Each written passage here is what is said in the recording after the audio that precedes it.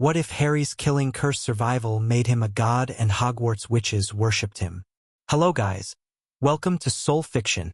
So in this video, we will see, what if Harry's killing curse survival made him a god and Hogwarts witches worshipped him?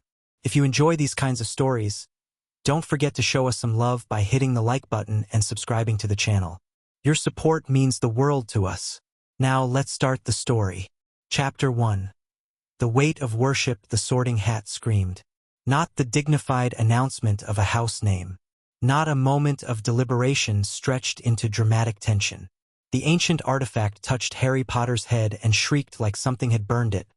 The sound cutting through the great hall and freezing every student, every ghost, every professor in place.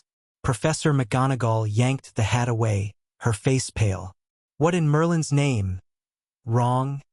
The hat gasped, its fabric folds twisting in what looked horribly like pain. He's wrong. He's not, he can't be sorted. He's beyond houses. Beyond. The hat shuddered violently. Put me back on him. I need to understand. I need to see. Absolutely not. McGonagall held the hat at arm's length like it might bite her. She looked at Harry still sitting on the stool, 11 years old, skinny, confused, and very much wishing he was anywhere else. Mr. Potter, please step aside for a moment. Harry stood. His legs felt weird, shaky.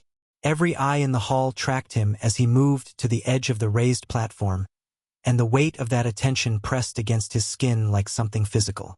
He'd felt this before. At the Dursleys' house when neighbors stared. On the train when people whispered. But this was more.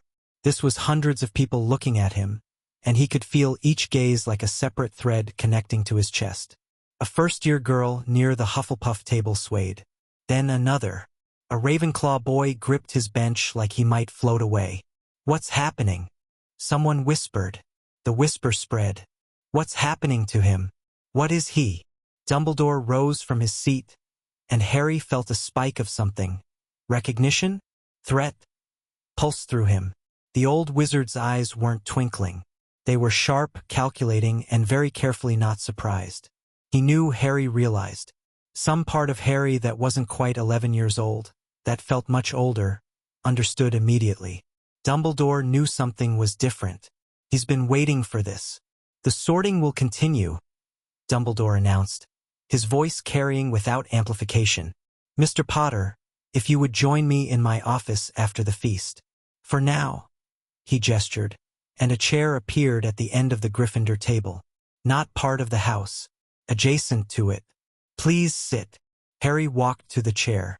The Gryffindors nearest to his assigned spot leaned toward him unconsciously, like plants toward sunlight. A red-haired girl, a prefect, based on her badge, actually stood up before catching herself, blinking in confusion. Sorry, I don't know why She sat back down, face flushed. Harry sat in his isolated chair and stared at his empty plate and tried very hard not to think about how every few seconds, someone's gaze would drift to him, hungry and wondering. The sorting continued. Names were called. Houses were assigned. Normal things happened around him while Harry Potter sat in his bubble of wrongness and wished the ceiling would fall on him. Draco Malfoy found him 20 minutes after the feast ended. Harry had tried to slip away from the crowd, tried to find somewhere quiet before his meeting with Dumbledore. He'd ended up in an empty corridor on the second floor, leaning against a window and watching the moonlight hit the lake. His head hurt. Too many people looking at him. Too many feelings that weren't his pressing against his mind. Potter. Harry turned. Malfoy stood at the end of the corridor with two larger boys flanking him. Crabbe and Goyle, Harry remembered from the train. The blonde boy's face was twisted in something between sneer and genuine confusion. You think you're special, Malfoy said, stalking closer. The whole train ride. Everyone talking about you. The boy who lived. And then that little show at the sorting. I didn't do anything. Shut up. Malfoy was close now. Too close. His hand reached for Harry's collar. My father told me about you. Said you were nothing. A half-blood with a lucky scar and a dead mother's charm. But that wasn't. What the hat did, that wasn't. Malfoy's hand touched Harry's shoulder. Something happened. Harry didn't do it consciously. He didn't even understand what it was. But one moment Malfoy was grabbing him, and the next moment Malfoy was on his knees, head bowed, body trembling, making a sound like a wounded animal. "Master," Malfoy whispered. His voice cracked. "I'm sorry, Master. I didn't know. I didn't know." "What?" Harry stumbled backward. "What are you? Get up. Stop that. Stop." The command hit Malfoy like a physical force. The boy gasped, released from whatever had gripped him, and scrambled backward on his hands and knees. His face was white. His eyes were wide and wet with tears he clearly didn't understand. Crabbe and Goyle hadn't moved. They stood frozen at the end of the corridor, staring at Harry with expressions of absolute, mindless reverence. "What did you do to me?" Malfoy's voice was barely a whisper.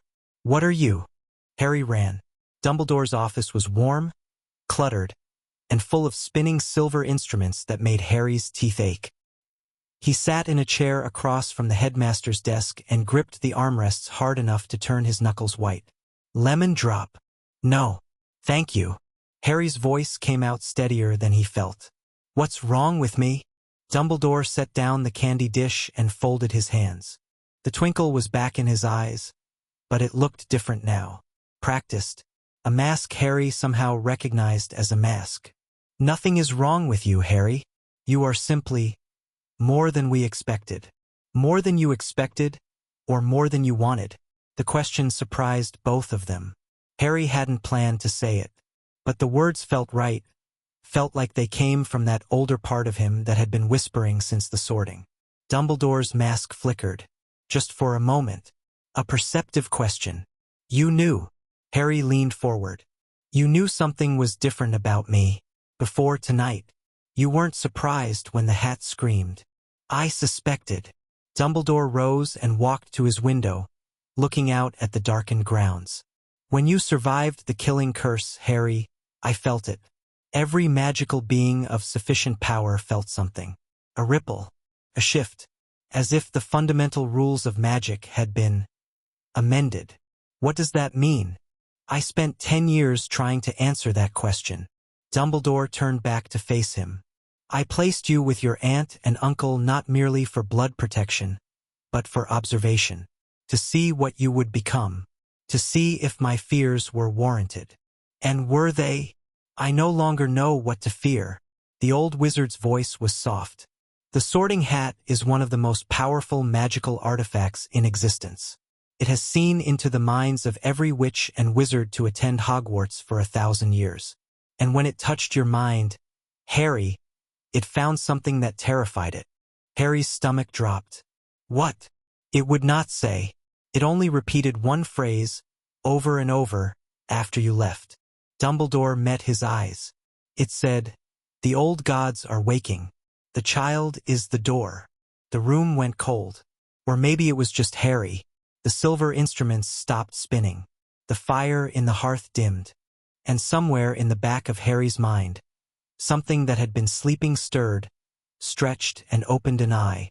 Finally, a voice whispered. A voice that wasn't his. Finally, the vessel learns to listen.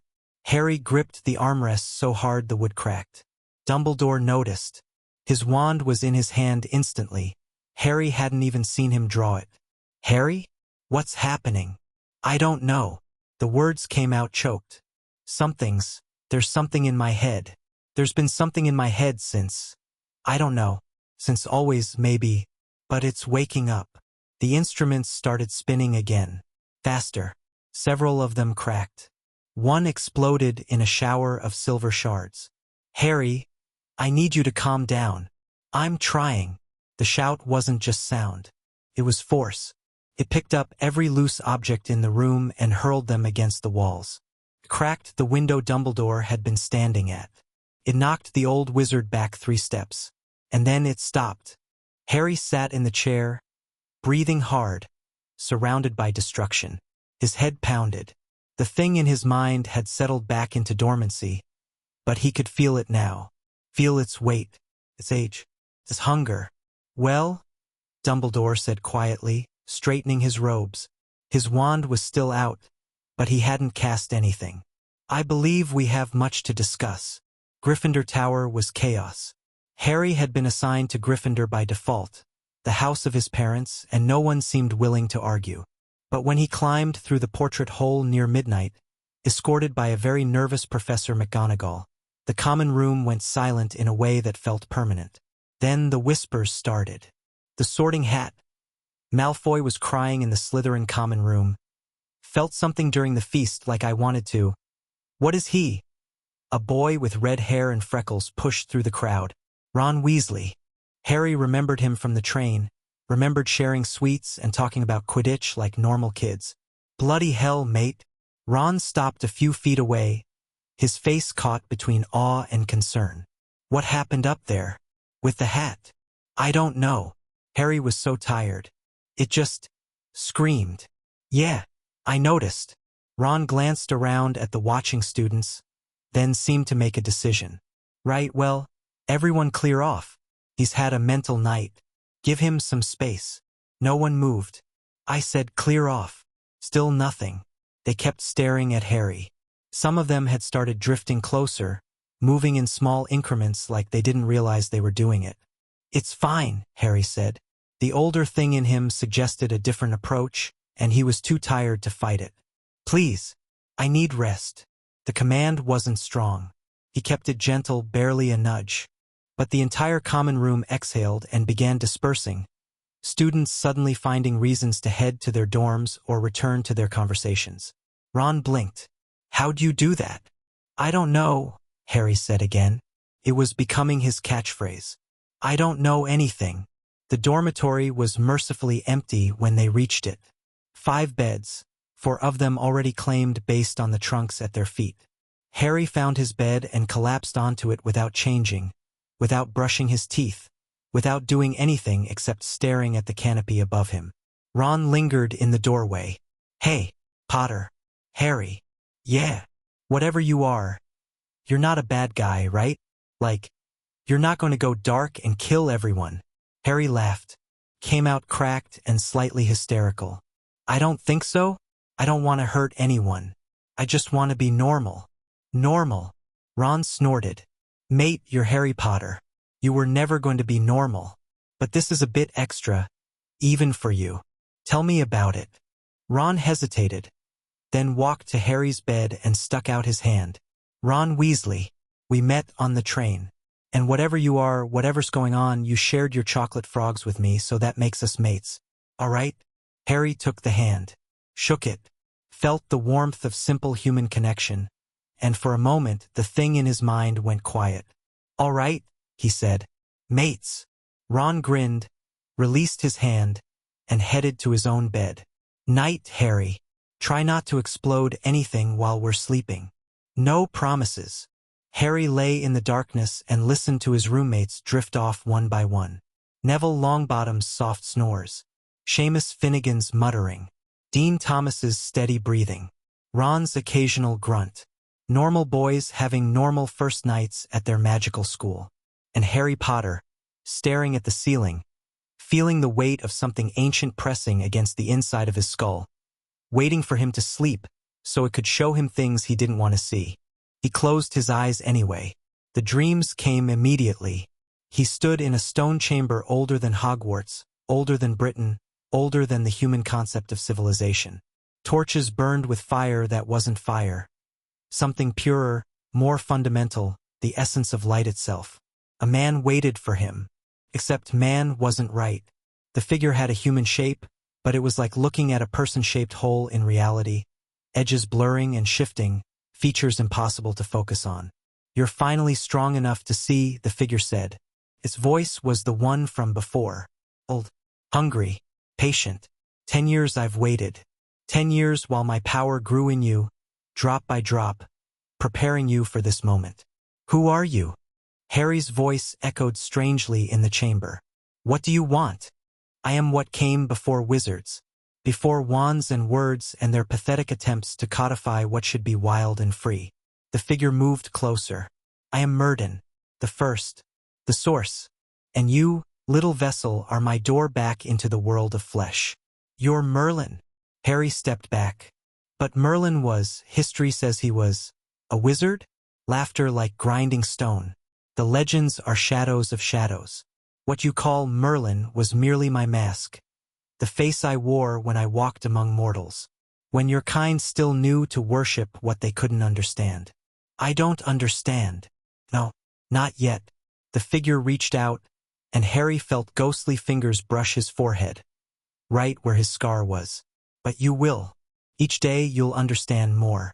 Each day you'll become more like me and less like them.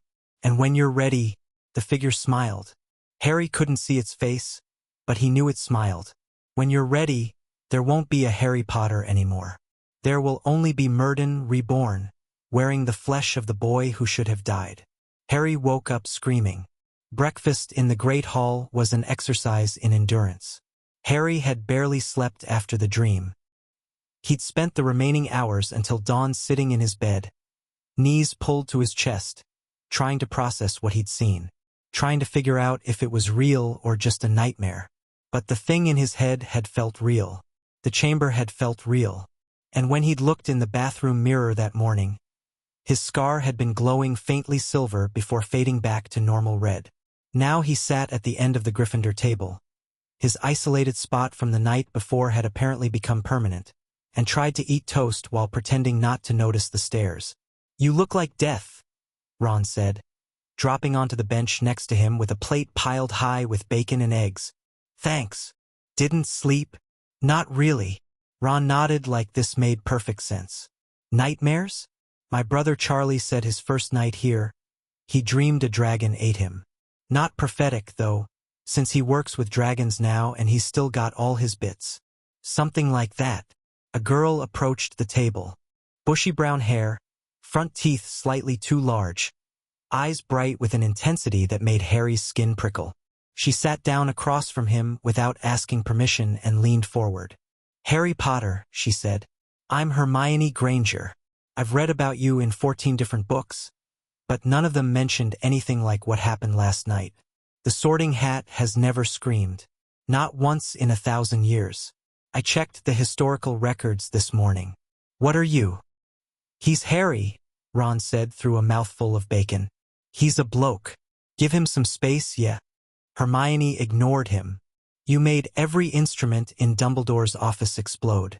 I heard Professor Flitwick talking about it with Professor Sprout. And Draco Malfoy was apparently found this morning still on his knees in a corridor, unable to stand until Professor Snape physically lifted him. What did you do?" "I don't know." Harry pushed his toast around his plate. "I didn't mean to do any of it. But you did do it. The magical resonance alone must have been." Hermione cut herself off, pulling out a notebook and quill. "I'd like to study you. Document the phenomena. Figure out what's happening. This could be groundbreaking research." "I'm not a research project." "No, of course not, but—" He said no. Ron's voice was firmer now. "He's a person, not a specimen." Hermione looked between them, something flickering in her expression. "Hurt? Embarrassment? I didn't mean. I'm just trying to understand. Everyone's trying to understand. Maybe everyone should stop trying." Harry stood up. His toast remained uneaten. "Maybe I'd like one bloody day where people treat me like a normal 11-year-old and not a freak show." He walked out of the Great Hall. Behind him, he could feel every eye following, every thread of attention pulling at his chest. He could feel Hermione's wounded confusion, Ron's loyal worry, and beneath it all, the sleeping thing in his mind, amused by his distress. "They'll never see you as normal," Murden whispered, "because you're not. The sooner you accept that, the sooner you can become what you're meant to be." Harry walked faster. His first class was Charms with the Ravenclaws. Professor Flitwick, a tiny wizard who had to stand on a stack of books to see over his desk, had apparently not received the memo about treating Harry normally.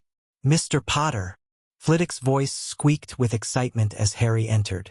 "I've been so looking forward to meeting you. The magical output recorded from last night's incident was simply extraordinary. If you wouldn't mind, after class, perhaps a few tests." "No." The single word hit the room like a physical force. Flitwick stumbled backward. Several students gasped. Harry felt the command leave him and immediately regretted it, but he couldn't take it back. I mean, he said, trying to soften his voice, I'd rather just learn regular charms. Please. Flitwick recovered quickly, but Harry could see the fear now lurking behind the academic excitement. Yes, of course. Regular charms. Absolutely. The class proceeded. They were learning Wingardium Leviosa, a simple levitation charm. Flitwick demonstrated with a feather. Students practiced the wand movements and pronunciation. Harry picked up his feather, pointed his wand, and thought about making it float. The feather didn't float. The feather ignited. Not with normal fire, with that pure, fundamental light he'd seen in his dream. It hung in the air, blazing white, and when Harry dropped his wand in shock, it didn't fall. Kept floating. Keep burning. Slowly rotating as if caught in an invisible wind. Merlin's beard, Flitwick whispered. The other students had all stopped. Their feathers lay forgotten. Every eye was on Harry's impossible creation, and that hungry attention pressed against him again. But this time there was something else mixed in. Reverence.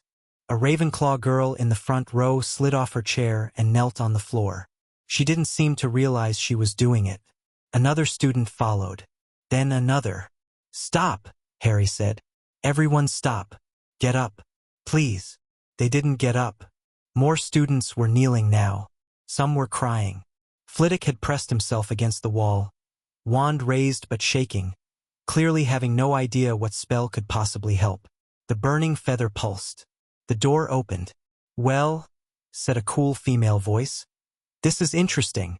A girl walked into the chaos. Blonde hair, sharp features, robes trimmed with green. She surveyed the kneeling students, the panicking professor, and the floating ball of primordial fire with an expression of calculated assessment. She did not kneel. Daphne Greengrass, she said, meeting Harry's eyes. Slytherin. And I believe you're causing quite the scene, Potter. I can't. Harry gestured helplessly at the worshipping students. Make them stop. Me? Daphne raised an eyebrow. You're the one doing whatever this is. But if you want my advice, stop panicking. You're feeding it. Feeding what? The reaction. She walked closer, stepping carefully around a kneeling Ravenclaw. They're responding to your emotional state.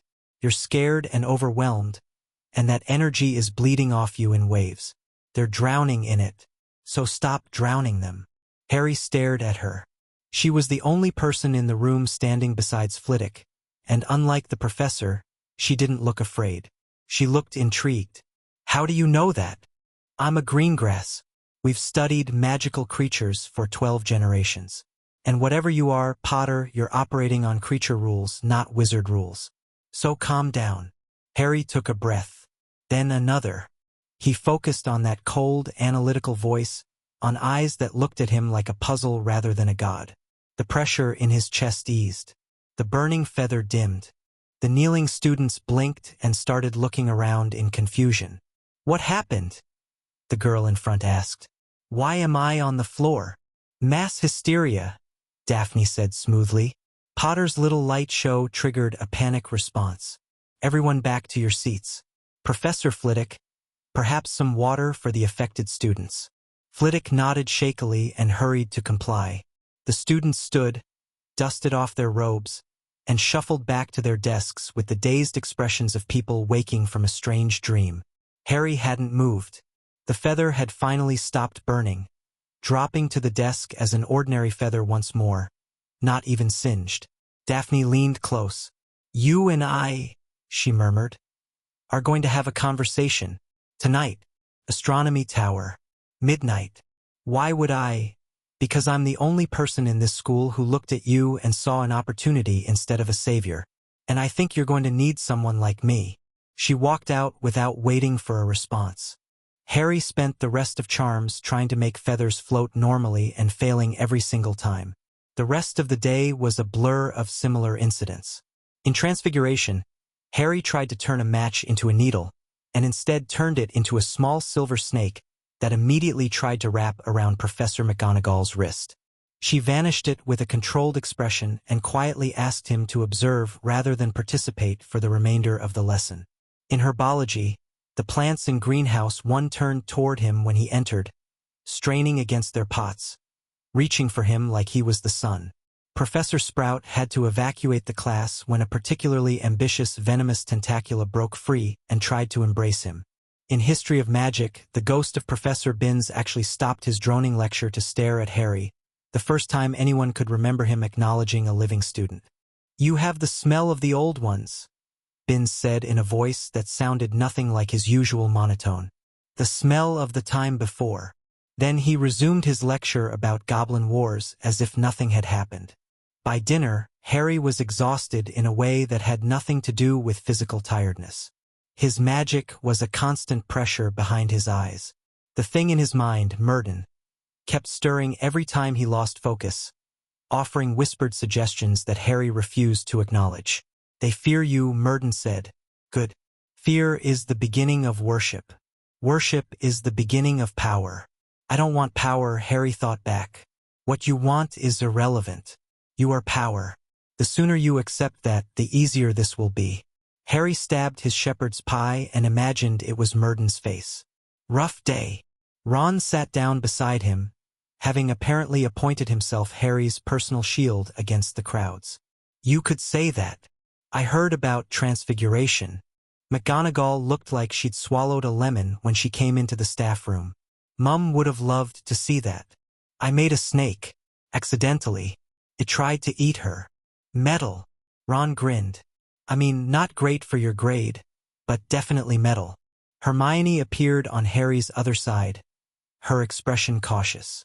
"I wanted to apologize for this morning. You were right, I was treating you like a research subject. That wasn't fair." Harry looked at her. She seemed genuine. Embarrassed but genuine. "It's fine," he said. "I overreacted." "No, you didn't. I read 16 books about you and I never once considered that you might not want to be read about. She stopped, reorganized her thoughts. "I'd like to be your friend, not your biographer, if that's okay." "Yeah." Harry felt something loosen in his chest. "Yeah, that's okay." Hermione smiled, bright and relieved, and sat down properly. "Ron told me about what happened in Charms. The Greengrass girl. She wasn't affected?"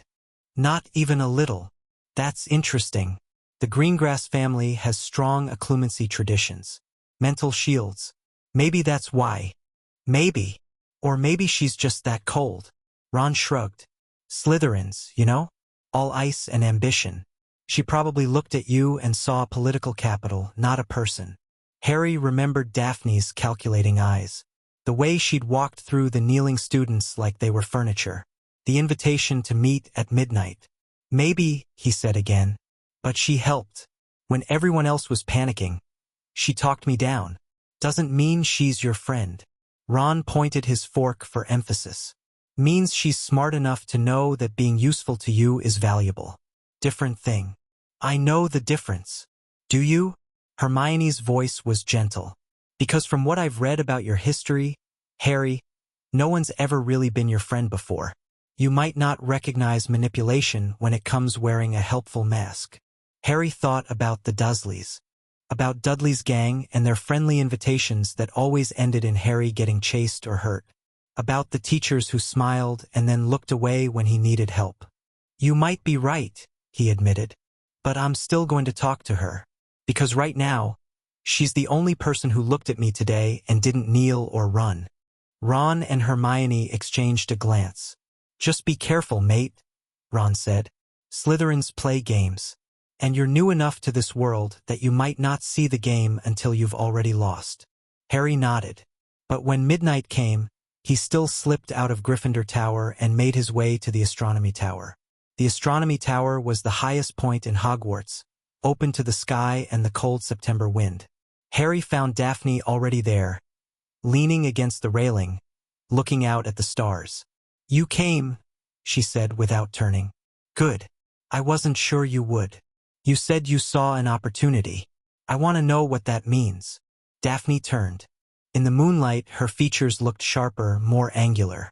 like a knife someone had tried to disguise as a person. It means I'm not afraid of you. She pushed off the railing and walked closer. Everyone else in this school, including Dumbledore, is terrified of what you might become. They're either trying to worship you or control you. I'm not interested in either. What are you interested in? Alliance. Daphne stopped a few feet away. The Greengrass family is politically neutral. We don't side with the dark or the light. That makes us valuable to both and trusted by neither. But you're not dark or light either, are you? You're something else entirely. I don't know what I am. Neither do I. That's what makes you interesting. She tilted her head. Tell me what happened. All of it. The sorting, Dumbledore's office, that thing in charms. I want the full picture. Harry hesitated. But something about her directness was refreshing after a day of whispers and worship. So he told her. About the hat screaming. About Murden's voice. About the dream and the ancient chamber and the promise that Harry Potter would eventually cease to exist. Daphne listened without interrupting. When he finished, her expression hadn't changed. Still cool, still calculating. So you're being possessed by an ancient god, she summarized. And your options are either to become its vessel or to resist. What's your plan? I don't have one. I'm 11. Yesterday my biggest problem was hoping I'd make friends at my new school. That's fair.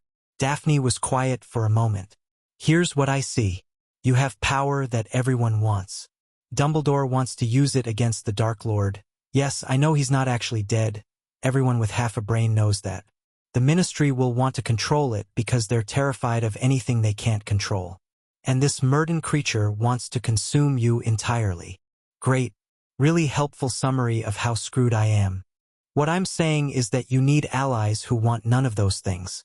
Allies who see you, not your power. And that's you.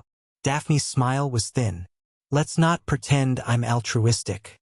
I see political advantage.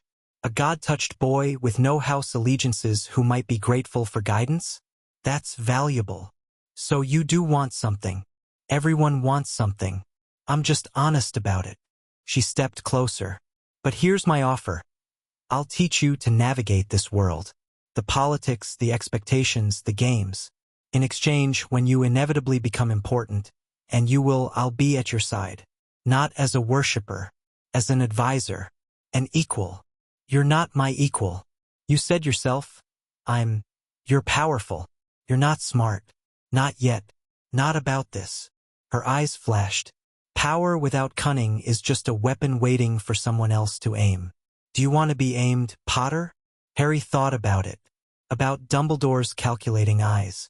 About the Ministry that had apparently left him with the Dursleys for 10 years without checking on him once. About Murden, sleeping in his skull, waiting to take over. No, he said. I don't. Then we have a deal? She held out her hand. It was formal, almost ritual, and Harry understood that this was how Slytherins made agreements.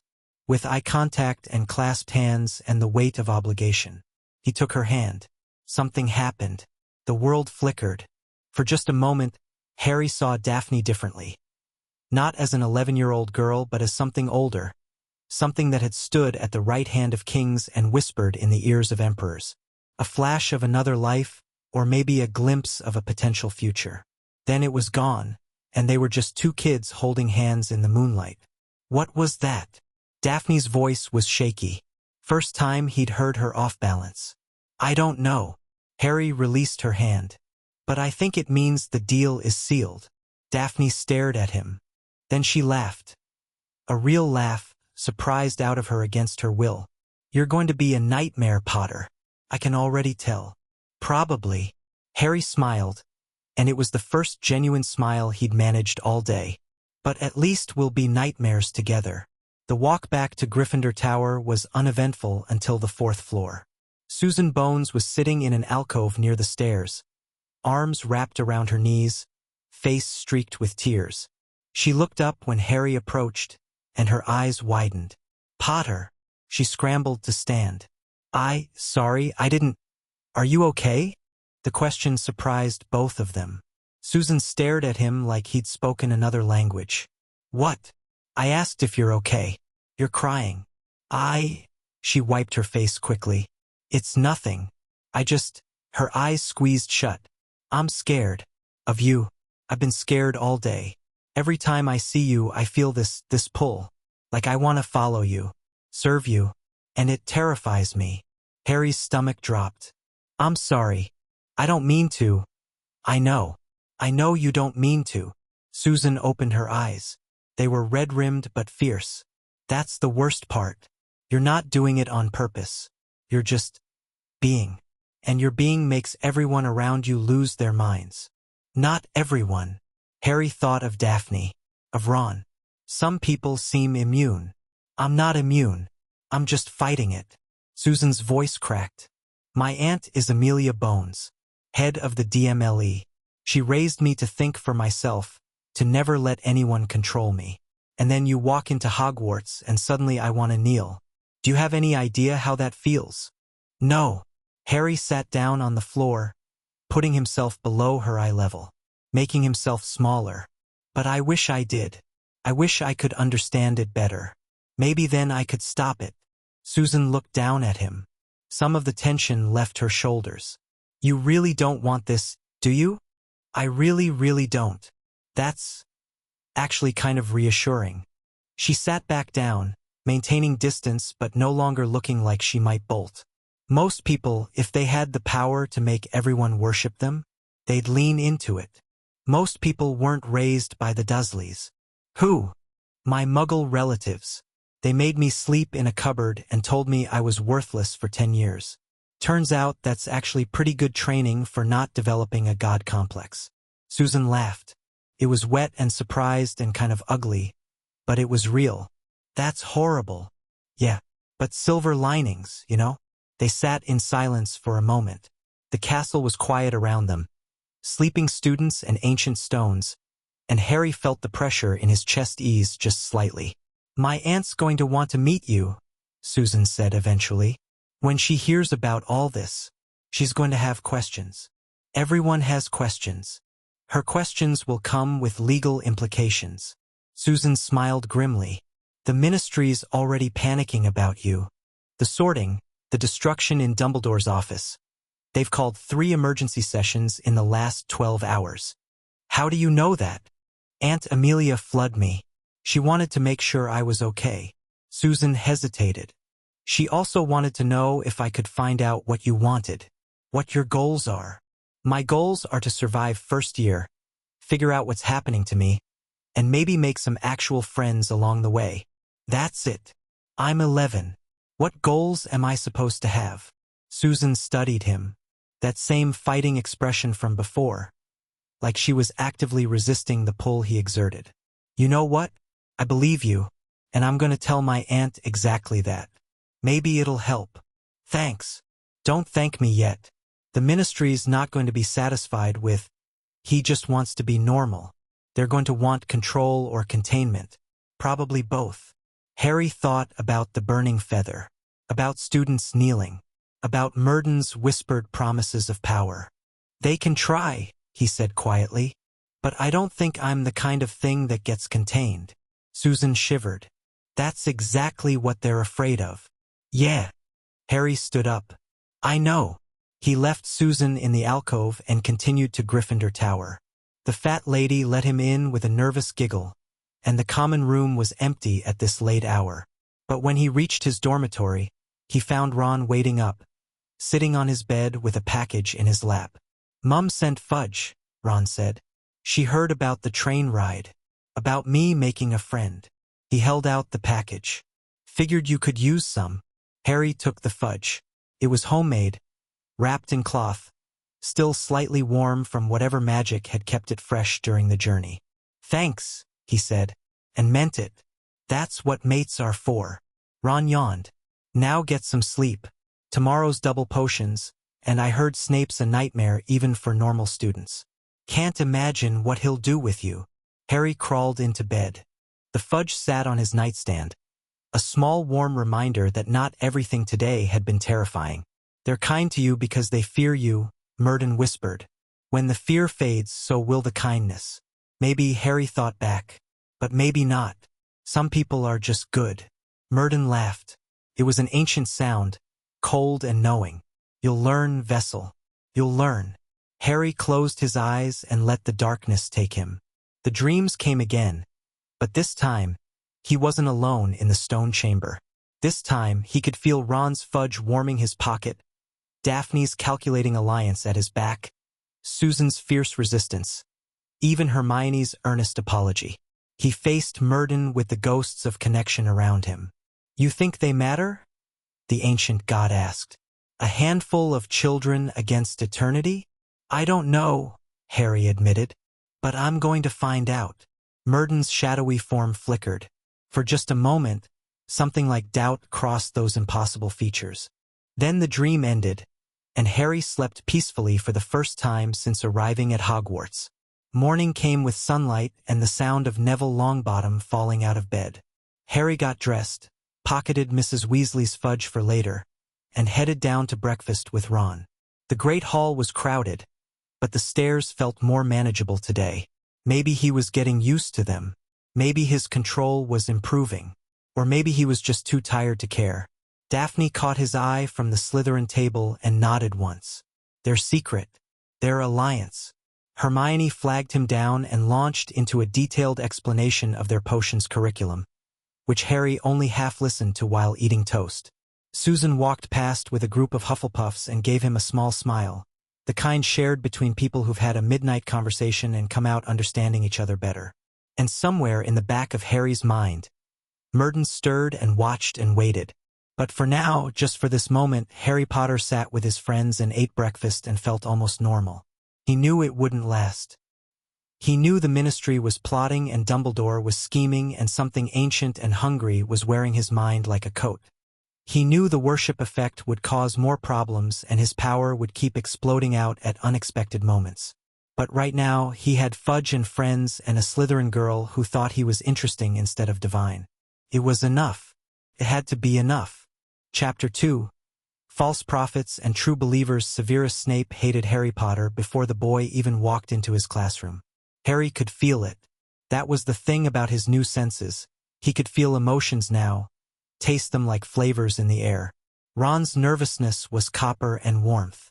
Hermione's eager anxiety was sharp and citrus.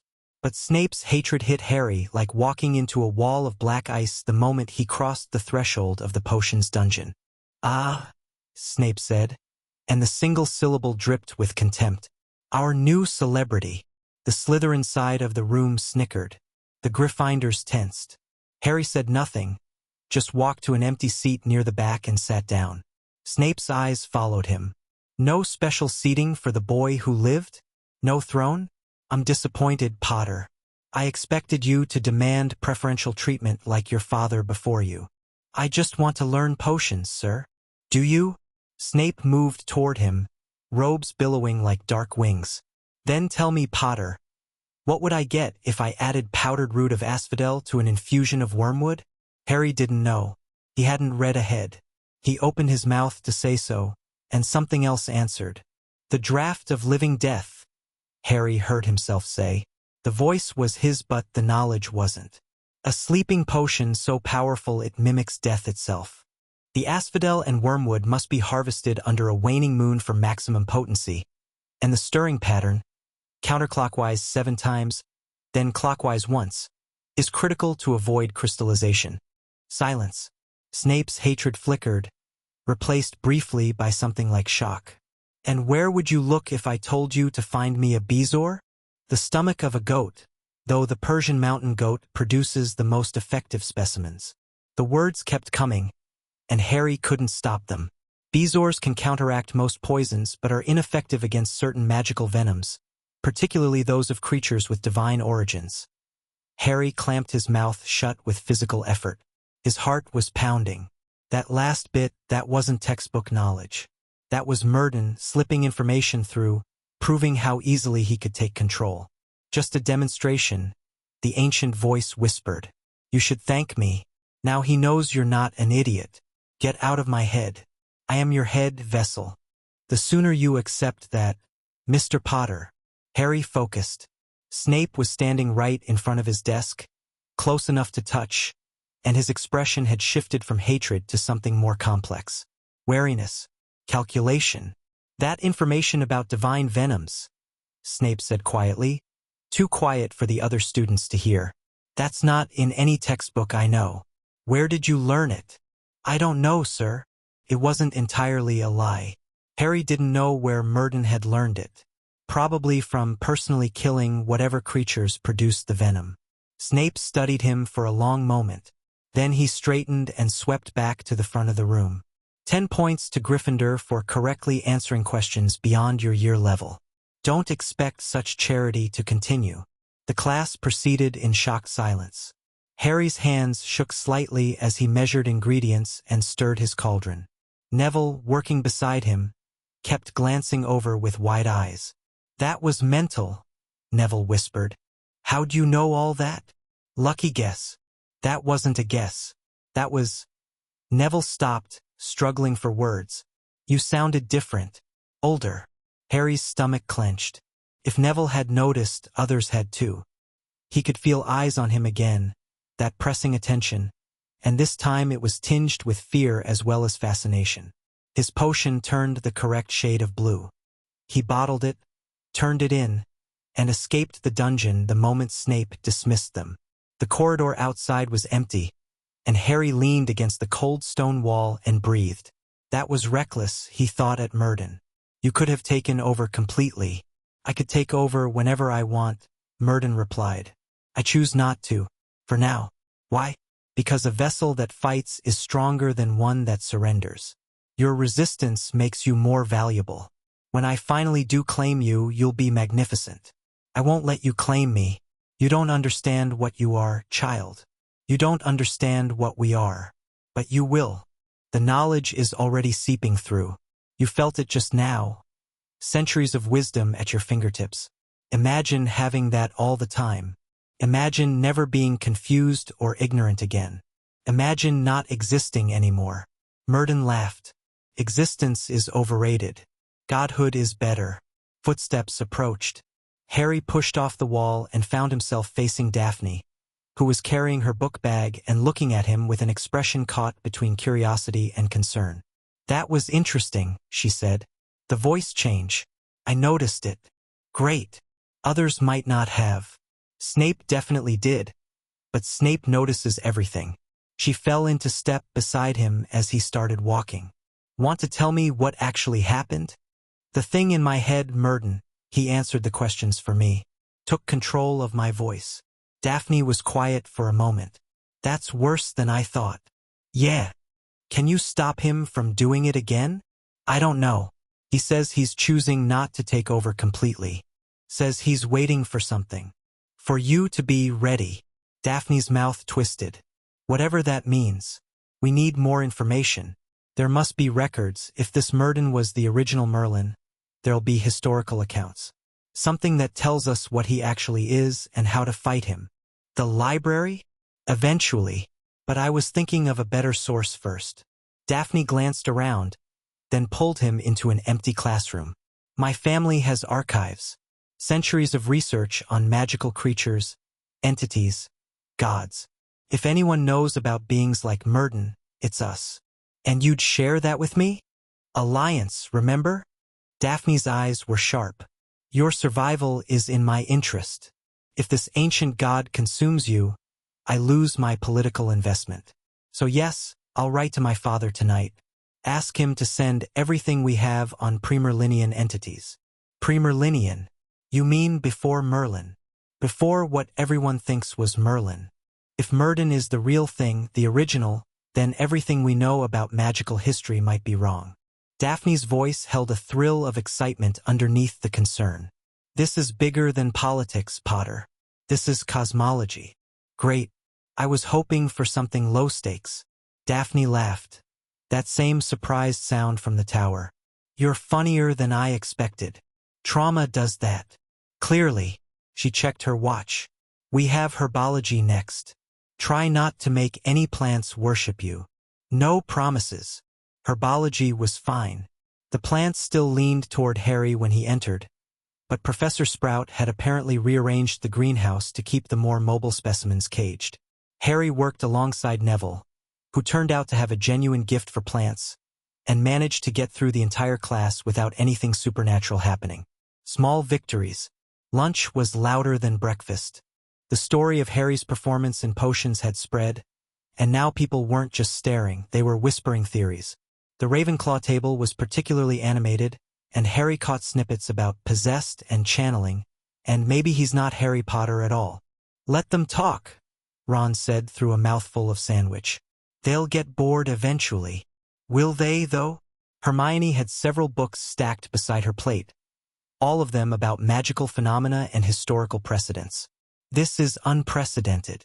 The academic implications alone." "Hermione." Sorry. She closed the book she'd been reading. "I'm doing it again. A little. I want to understand. I want to help. And I don't know how to help if I don't understand." Harry looked at her. Really looked. Underneath the academic obsession, there was genuine distress. She wanted to fix this because she cared about him, not just because it was intellectually interesting. "You're already helping," he said. "Just by being here. By treating me like a person instead of a phenomenon." Hermione's eyes went shiny. Thank you. Don't cry. Ron already thinks I'm weird enough." "I don't think you're weird." Ron paused. "Okay, I think you're weird, but weird's not bad. Weird's interesting." The three of them exchanged small smiles, and for a moment, Harry felt almost okay. Then Dumbledore appeared at his shoulder. "Mr. Potter," the headmaster said, his voice warm and grandfatherly and utterly false. "Might I have a word? In private." Harry looked at Ron and Hermione. Ron's expression clearly said don't go. But what choice did he have? Dumbledore was the headmaster. He could make life very difficult if Harry refused. "Sure," Harry said. "Lead the way." They didn't go to Dumbledore's office this time. Instead, the headmaster led Harry to a small antechamber behind the Great Hall, one Harry hadn't even known existed. The room was circular, lined with portraits of sleeping witches and wizards, and contained only 2 chairs. Dumbledore sat in one. Harry, after a moment's hesitation, took the other. "I wanted to speak with you," Dumbledore began, "about what happened last night, and about what's been happening since." "You mean the thing in my head?" "Yes." Dumbledore's blue eyes were serious. "I've spent the night researching, consulting sources I haven't touched in decades. And I believe I understand what's happening to you, Harry, at least in part." Harry leaned forward. "Tell me." "When Voldemort's curse struck you, it created a connection, a bridge between his magic and yours. But Voldemort's magic is contaminated, twisted by rituals and dark bargains. When that connection formed, it opened a door, not just to him but to something older, something that had been waiting." "Murden."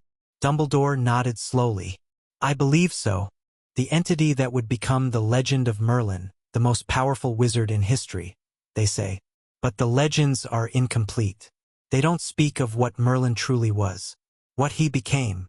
And what was that? A god, Harry, or the closest thing to it." Dumbledore's voice was heavy. "The first wizard to truly ascend, to transcend the limitations of mortal magic. But godhood has a price. He lost his humanity, lost his ability to exist in our world without a host body. He's been searching for a suitable vessel for over a millennium. And I'm suitable. More than suitable. You're perfect." Dumbledore leaned forward. "The combination of your natural power, the Voldemort connection, and the blood protection your mother left. It created conditions that haven't existed since Murden's original ascension. You're not just a vessel, Harry. You're a key. A way for him to return fully rather than as a diminished echo." Harry's hands were clenched in his lap. "So what do I do? How do I stop him?" Dumbledore was quiet for a moment. Then he said, "I may have a solution. A way to seal the connection, to trap Murden in the space between worlds permanently. But it would require your cooperation. And it would require sacrifice." "What kind of sacrifice?" "Your power, Harry. The abilities that have been manifesting, the worship effect, the reality warping, they're all drawing from your connection to Murden. If we seal that connection, we seal that power. You would become an ordinary wizard.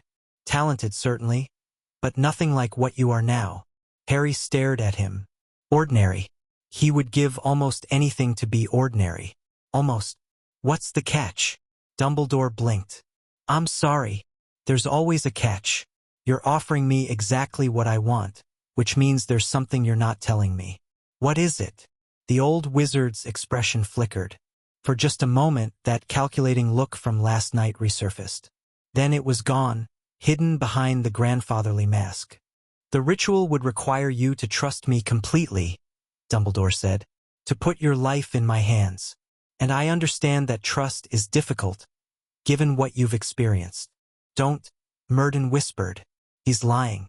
Not about everything, the ritual is real. But the effect isn't what he claims. Harry's jaw tightened. He didn't want to listen to Murden. But he also didn't want to be manipulated.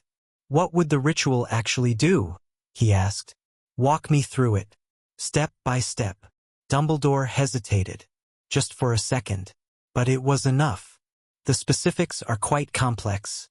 Try me. Another pause. Longer this time. And Harry could feel something shifting in the room, the pretense starting to crack.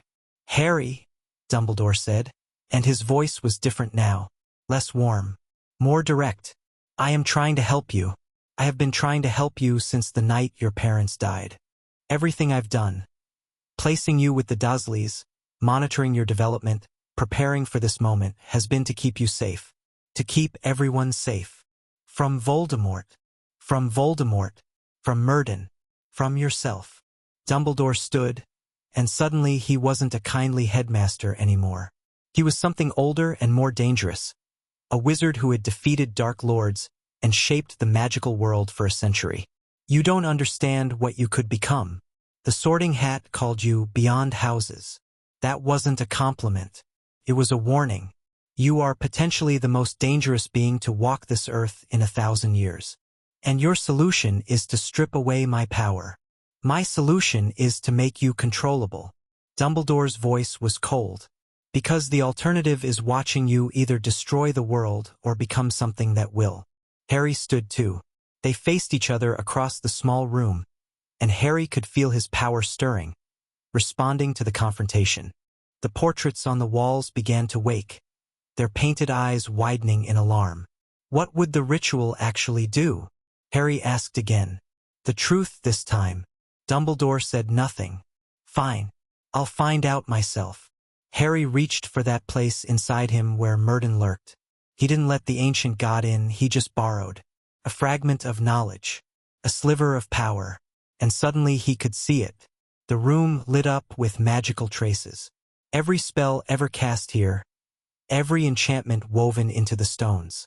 And Dumbledore himself blazed with power, wards and protections and binding spells, all layered over each other in complex patterns. But there was something else. A spell prepared in Dumbledore's mind, ready to cast at a moment's notice. Harry could read its shape, its intention. It wasn't a sealing ritual. It was a cage. You want to trap me, Harry said quietly. Not Murden. Me. You want to bind my power so completely that I become a weapon you can aim. Point me at Voldemort and pull the trigger. Dumbledore's face was stone. You wouldn't understand. You're too young. I'm old enough to recognize manipulation. You're 11 years old. You've been a wizard for 2 weeks. And you're already becoming something that threatens the very fabric of magical society. Dumbledore's voice rose slightly. The worship effect alone. Do you know what that could do? If people start treating you as a god, if they believe hard enough, you could actually become one. And gods don't care about mortals, Harry. Gods use them, consume them. I've seen it happen. You've seen, Harry stopped. Thought about what Murden had told him about the original ascension. You knew him, Murden, before he became what he is. Dumbledore's silence was answer enough. You're not just protecting the world from me. You're scared that what happened to him will happen to me. That I'll follow the same path. He was my mentor. Dumbledore's voice was barely a whisper. 1,000 years ago, when I was young and foolish and thought power was the answer to everything. He showed me what true power looked like, and then he showed me what it cost. Harry's mind reeled. 1,000 years. Dumbledore wasn't just old, he was ancient. How had he hidden that? Why had he hidden that? You're one of them, Harry said. Like Murden. Like whatever I'm becoming. You just stopped. Or slowed it down. I made a choice. Dumbledore's eyes were haunted. I chose humanity over godhood.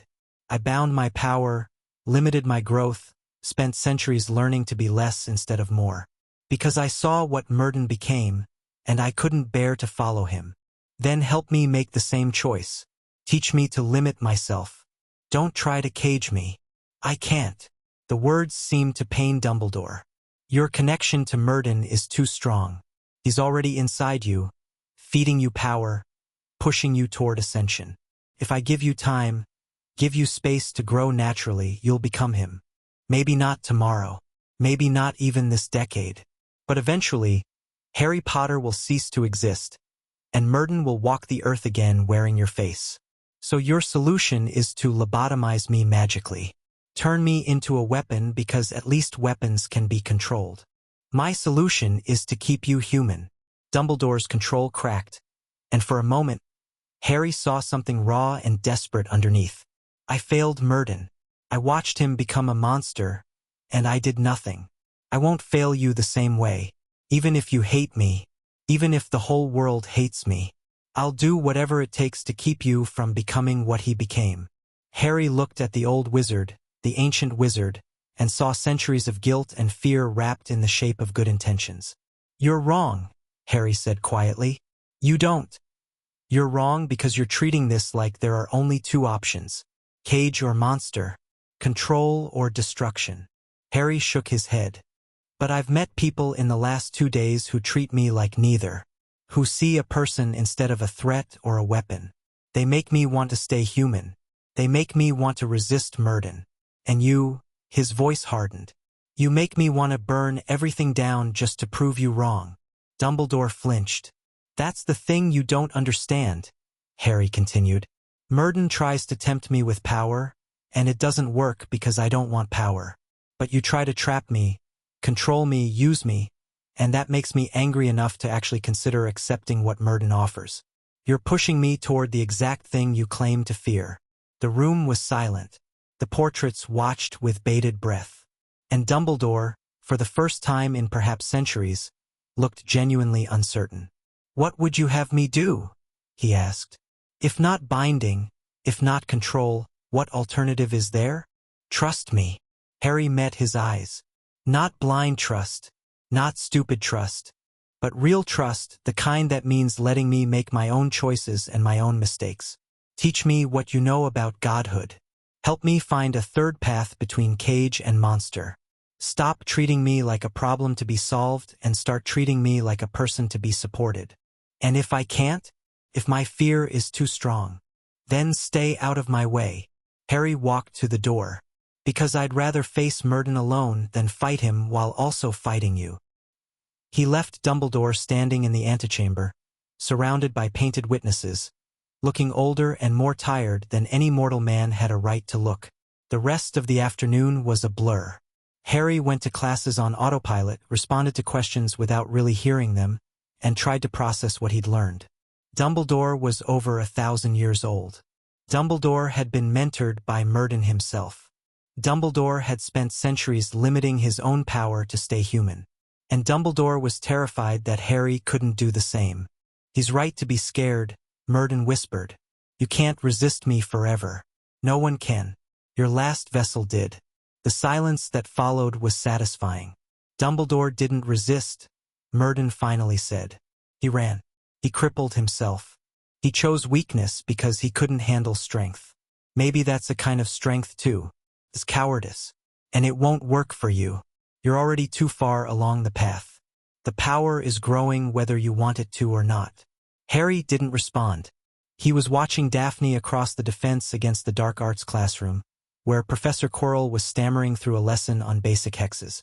She caught his eye and raised an eyebrow questioningly. He shook his head slightly later. Quirrell's stammer was annoying, but there was something else about the man that bothered Harry. Something his new senses picked up but couldn't quite identify. a wrongness underneath the nervous surface. Interesting, Murden murmured. You sense it. Sense what? Look closer. Use what I've given you. Harry hesitated. Using Murden's gifts felt like taking another step toward becoming him. But he also remembered how useful it had been to see through Dumbledore's manipulation. He focused on Quirrell, let a fragment of that ancient perception flow through him, and nearly fell out of his chair. Quirrell wasn't just Quirrell. There were two people in that body. Two souls, overlapping and intertwined. One wrapped around the back of the other's head like a parasite. And the second soul, the passenger, was looking directly at Harry with an expression of delighted recognition. Hello, Potter, something whispered. Not Murden. Something else. Something cold and hungry and horribly familiar. Harry's scar blazed with sudden pain. Mr. Potter? Quirrell had stopped his lecture. The whole class was staring. Are you quite all right? Fine. Harry's voice came out strangled. Just a headache. Perhaps you should visit Madame Pomfrey? I'm fine. Harry forced himself to straighten, to meet Quirrell's eyes. No, the other thing's eyes, without flinching. Please continue, Professor. Quirrell continued. But that second presence kept watching, kept probing, and Harry's scar kept burning with a pain he now recognized. Voldemort.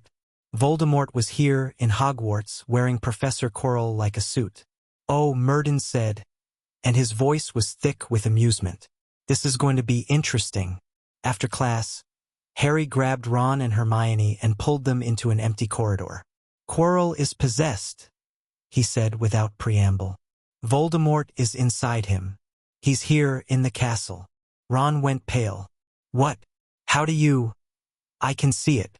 My senses, whatever I'm becoming. I can see the second soul attached to him. And it recognized me. It's him. That's impossible. Hermione's voice was shaking. You know who is dead. He died when you survived the curse. He didn't die. He just lost his body. But he's been surviving somehow.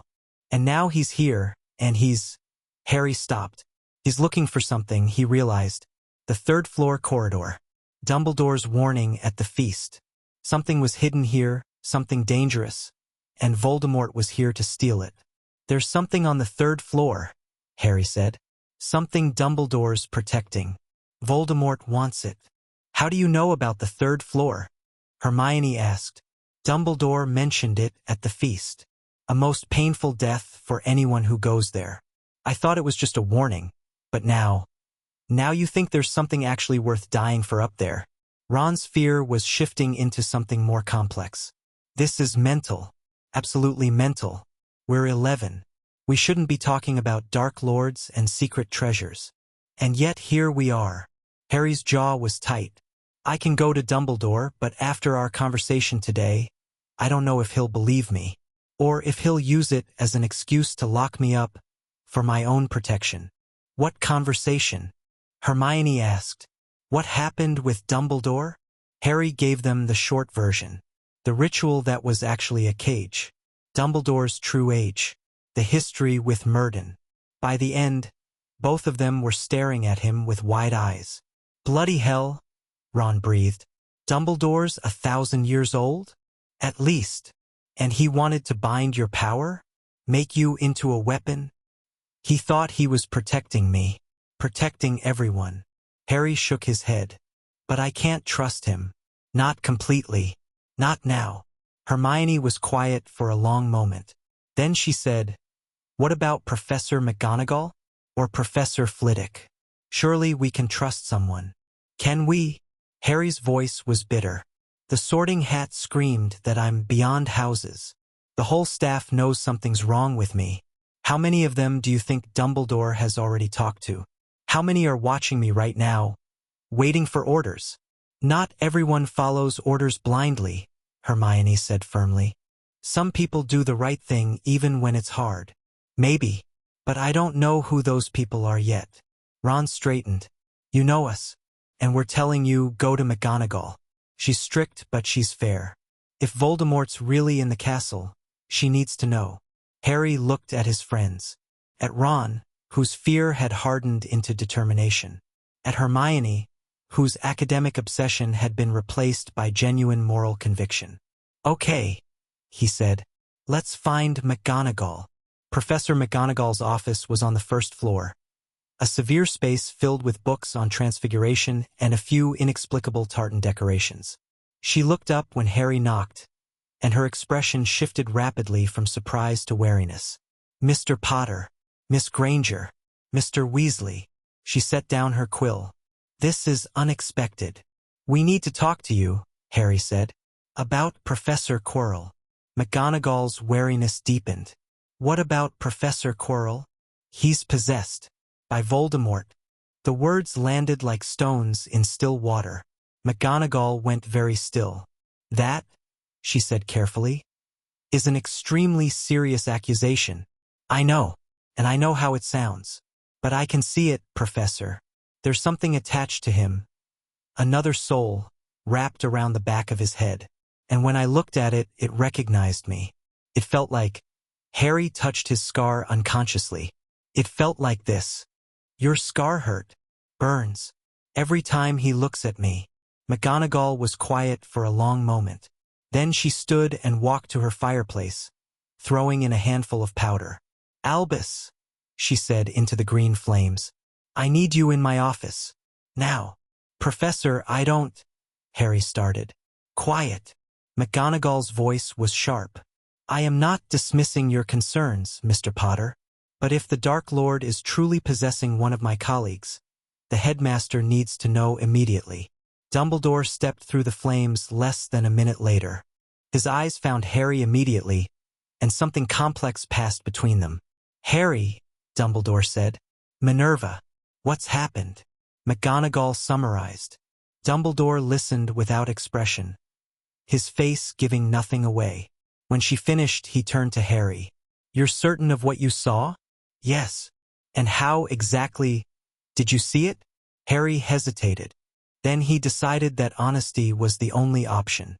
"Murden, the thing in my head. I can see things now. Magical traces, soul imprints. When I looked at Quirrell, I saw two souls instead of one." Dumbledore's face tightened. "You're using his power. I'm borrowing it to protect myself. And apparently to protect the school, since no one else seems to have noticed that the Dark Lord is teaching defense against the dark arts." The sarcasm was probably unwise, but Harry was tired, scared, and angry, and he didn't feel like being diplomatic. Dumbledore turned to McGonagall. "Minerva, please bring Professor Quirrell to my office. Tell him it's regarding his curriculum planning. We'll need to handle this carefully." "Carefully?" Ron burst out. "He's got you-know-who growing out of his head. Just stun him or something. Mr. Weasley, if this is truly the Dark Lord, stunning spells will be insufficient. And if we're wrong, we'll have assaulted an innocent man." Dumbledore's voice was patient but firm. "We need to be certain." McGonagall left. Dumbledore looked at the three students. "You should all go back to your common room." "No." Harry crossed his arms. "If I'm right about this, I want to know. I want to see what happens." "Harry, you want me to trust you? Start trusting me back. Include me in what's happening instead of pushing me to the side." Dumbledore studied him for a long moment. Then, to Harry's surprise, he nodded. "Very well. But you'll stay in my office, where I can protect you if something goes wrong. And you," he pointed at Ron and Hermione, "will return to Gryffindor Tower immediately." "But," Hermione started. "This is not negotiable, Miss Granger. Mr. Potter's abilities make him potentially useful in identifying the threat. Your abilities, while considerable, would only put you in danger." Hermione looked ready to argue, but Ron grabbed her arm. "He's right," Ron said quietly. "We'll just get in the way. We're his friends. And we'll still be his friends tomorrow. Come on." Hermione let herself be pulled away, but her last look at Harry was full of worry. Dumbledore's office was still half destroyed from Harry's outburst 2 days ago. The headmaster seemed unbothered by this, settling into his chair and gesturing for Harry to take the seat across from him. "While we wait," Dumbledore said, "perhaps you could tell me more about what you saw." the exact nature of Voldemort's presence. Harry described it as best he could. The two souls overlapping. The parasitic attachment at the back of Quirrell's skull. The cold, hungry recognition when the second presence noticed him. Dumbledore listened intently. And you're certain Murden isn't influencing your perception? Making you see threats where none exist? Why would he? He seems to think this is all amusing. Like watching a drama play out. Dumbledore tapped his fingers on his desk. Murden has always enjoyed chaos. It was one of his defining characteristics, even before the Ascension. If Voldemort's return adds complexity to the situation, it would certainly entertain him. You talk about him like he's a person. He was. Once. Dumbledore's voice was soft. The most brilliant wizard I've ever known. And the most tragic. He wanted to save the world, Harry. That was his original goal. He believed that if he had enough power, he could fix everything. End wars, cure diseases, bring peace to all magical beings. Instead, he became exactly what he'd sought to defeat. What happened? Power. Dumbledore's eyes were distant. The more he gained, the less he could tolerate limitation. Human empathy felt like weakness. Individual lives seemed meaningless compared to his grand designs. He started making necessary sacrifices, small ones at first, then larger. By the end, he saw mortals as tools to be used rather than people to be protected. And that's what you think will happen to me. I think it's a risk. One we both need to take seriously. Dumbledore met his eyes. But I heard what you said earlier, about trust and support and finding a third path. I'm willing to try, if you're willing to let me. Harry considered this. He was still angry, still wary. But Dumbledore had included him in this instead of sending him away. That was something. Okay, he said. We can try. The door opened. McGonagall entered, looking troubled. Albus, she said. Quirrell is gone. Gone. His quarters are empty. His things are missing. According to the portraits, he left the castle 20 minutes ago, heading toward the third-floor corridor. Harry's blood ran cold. The thing he's after. Voldemort's making his move. Dumbledore was already rising. Minerva, alert the other heads of house. Seal the castle. No one in or out. And you? I'm going to the third floor. Dumbledore's expression was grim. Whatever Quirrell, whatever Voldemort wants, I cannot allow him to have it. I'm coming with you, Harry said. Absolutely not. I can see him. I can see where he is, what he's doing. You might need that. Dumbledore hesitated. Harry could feel the old wizard's conflicting impulses, protection warring with pragmatism. Fine, Dumbledore said finally. But you stay behind me, and if I tell you to run, you run. No arguments. Deal. They moved toward the third floor. The corridor was dark, the torches extinguished by some spell Harry couldn't identify. But he didn't need torches. His senses painted the darkness in shades of magic, showing him the world in ways that had nothing to do with light. Quirrell, no, Voldemort was ahead, moving through a series of chambers, each one containing some kind of magical trap or guardian. Harry could feel the challenges being overcome one by one, protections falling before Voldemort's power. He's almost through, Harry whispered. Some kind of final chamber. There's something inside, something bright, like a sun, but wrong. The Philosopher's Stone, Dumbledore breathed. Nicholas was right to be worried. What's the Philosopher's Stone? An artifact of immense power. It can turn any metal to gold and produce the elixir of life, which grants immortality. If Voldemort obtains it, he could create a new body for himself. He would be reborn, fully returned to power. Harry's stomach clenched. Then we need to stop him. They moved faster. The chambers passed in a blur. A room with flying keys that scattered at Dumbledore's presence. A chessboard that the headmaster bypassed with a wave of his wand. A room with a sleeping troll that neither of them wanted to examine closely. And then they reached the final chamber. Quirrell stood before an ornate mirror, his back to them. As they entered, he turned, and Harry saw the face beneath the turban for the first time. It was chalk white, flat-nosed with slitted red eyes. Not human, not even close. Dumbledore, Voldemort said, his voice a cold hiss. And young Harry Potter. How delightful. Tom. Dumbledore's voice was quiet but filled with power. This ends here. Does it? Voldemort's lipless mouth curved in something like a smile. I think not. You see, I've spent months studying this mirror, learning its secrets, and I've just realized something fascinating. He stepped aside, revealing the mirror's surface. Harry could see his own reflection, but wrong somehow. Different. The mirror shows the deepest desire of the heart, Voldemort said. For most, that's useless.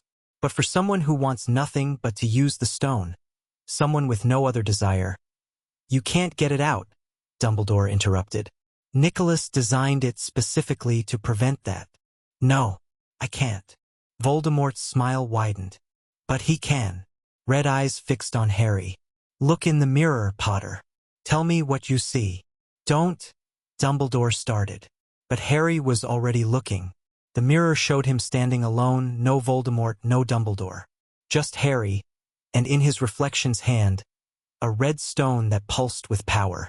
As he watched, his reflection winked and dropped the stone into its pocket, and Harry felt something heavy appear in his real pocket.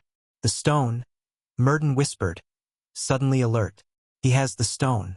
The old fool hid it in a mirror of desire, and now it's all yours. Voldemort's eyes widened.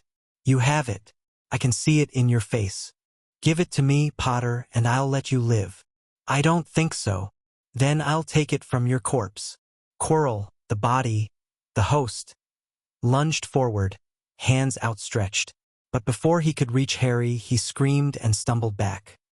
His hands were smoking, blistered, as if he'd pressed them against hot metal. What? Voldemort gasped. What is this? Harry looked at his own hands. They were glowing faintly with that primordial light, the same fire that had consumed the feather in Charms class. Your mother's protection, Murden said, is still active, still burning in your skin, and now it's merging with my power. He can't touch you, Vessel. Not directly. Voldemort realized it too. His expression twisted with fury. So be it, he hissed. If I cannot touch you, I'll destroy you from a distance. He raised Quirrell's wand, and Harry felt the incoming curse like a wave of black ice. Dumbledore moved. His wand slashed through the air, a shield erupting between Harry and the curse. The impact shattered the shield but dispersed the attack. Run!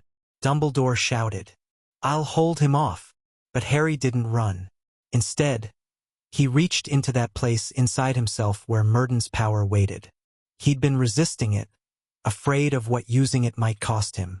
But now, with Voldemort before him and Dumbledore struggling against dark magic, he had no choice. He let it in. The world changed. Colors became sharper. Sounds became music and magic. Magic was everywhere, flowing through everything. A vast ocean of power waiting to be shaped. Harry reached into that ocean and pulled.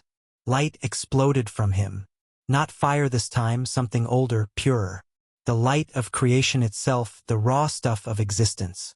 It slammed into Voldemort with the force of a divine hammer. Quirrell's body disintegrated. Just like that, one moment there, the next moment gone, reduced to ash and memory. But the shadow of Voldemort remained, a twisted specter screaming in pain and fury as the light burned away pieces of its essence. This isn't over, Potter, the specter howled. I will return. I will. The light consumed him. Voldemort's shades scattered into the air, fleeing through the walls, out of the castle, away into the darkness beyond. Silence. Harry stood in the ruined chamber, breathing hard, still glowing with that terrible light. The Philosopher's Stone was a weight in his pocket. The echo of godhood sang in his veins, and he could feel himself slipping. The power was too much, too intoxicating. Part of him wanted to hold onto it forever, to never let go, to become what Murden promised he could be. Yes, the ancient voice whispered. Yes, finally you understand. This is what you were meant for. This is what you are. Harry. Dumbledore's voice, quiet but firm. Harry focused on it, used it as an anchor. Harry, you need to let go. I can't, it feels. I know how it feels. I remember. Dumbledore moved closer, slowly, carefully. But you're stronger than this. Stronger than he was. Let it go. Harry thought about Ron's fudge. About Hermione's earnest apology. About Susan fighting the worship effect because she refused to be controlled. About Daphne, calculating and cold, seeing a person instead of a god. Connections. Anchors. Human things. He let go. The light faded. The power receded. Harry collapsed to his knees, suddenly exhausted. The stone tumbling from his pocket onto the floor. Dumbledore picked it up, his expression unreadable. You did it, he said. You drove him off. With power I couldn't hope to match. I almost lost myself. Yes, you did. Dumbledore knelt beside him. But you didn't. You pulled back. You chose humanity over godhood, even in the moment of greatest temptation. It was close. Too close. It will always be close. Dumbledore's voice was gentle. That's the price of what you are. Every day you'll have to make that choice. Every moment of power you'll feel the pull toward something else. Great. Looking forward to it. Dumbledore smiled. A real smile, the first Harry had seen from him. You're stronger than you know, Harry. Stronger than I was at your age. Perhaps you really can find that third path. Harry looked up at him. The ancient wizard, the mentor of a god. The man who'd spent a millennium afraid of what Harry might become. Help me, Harry said. Not by controlling me. Not by caging me. Just help me.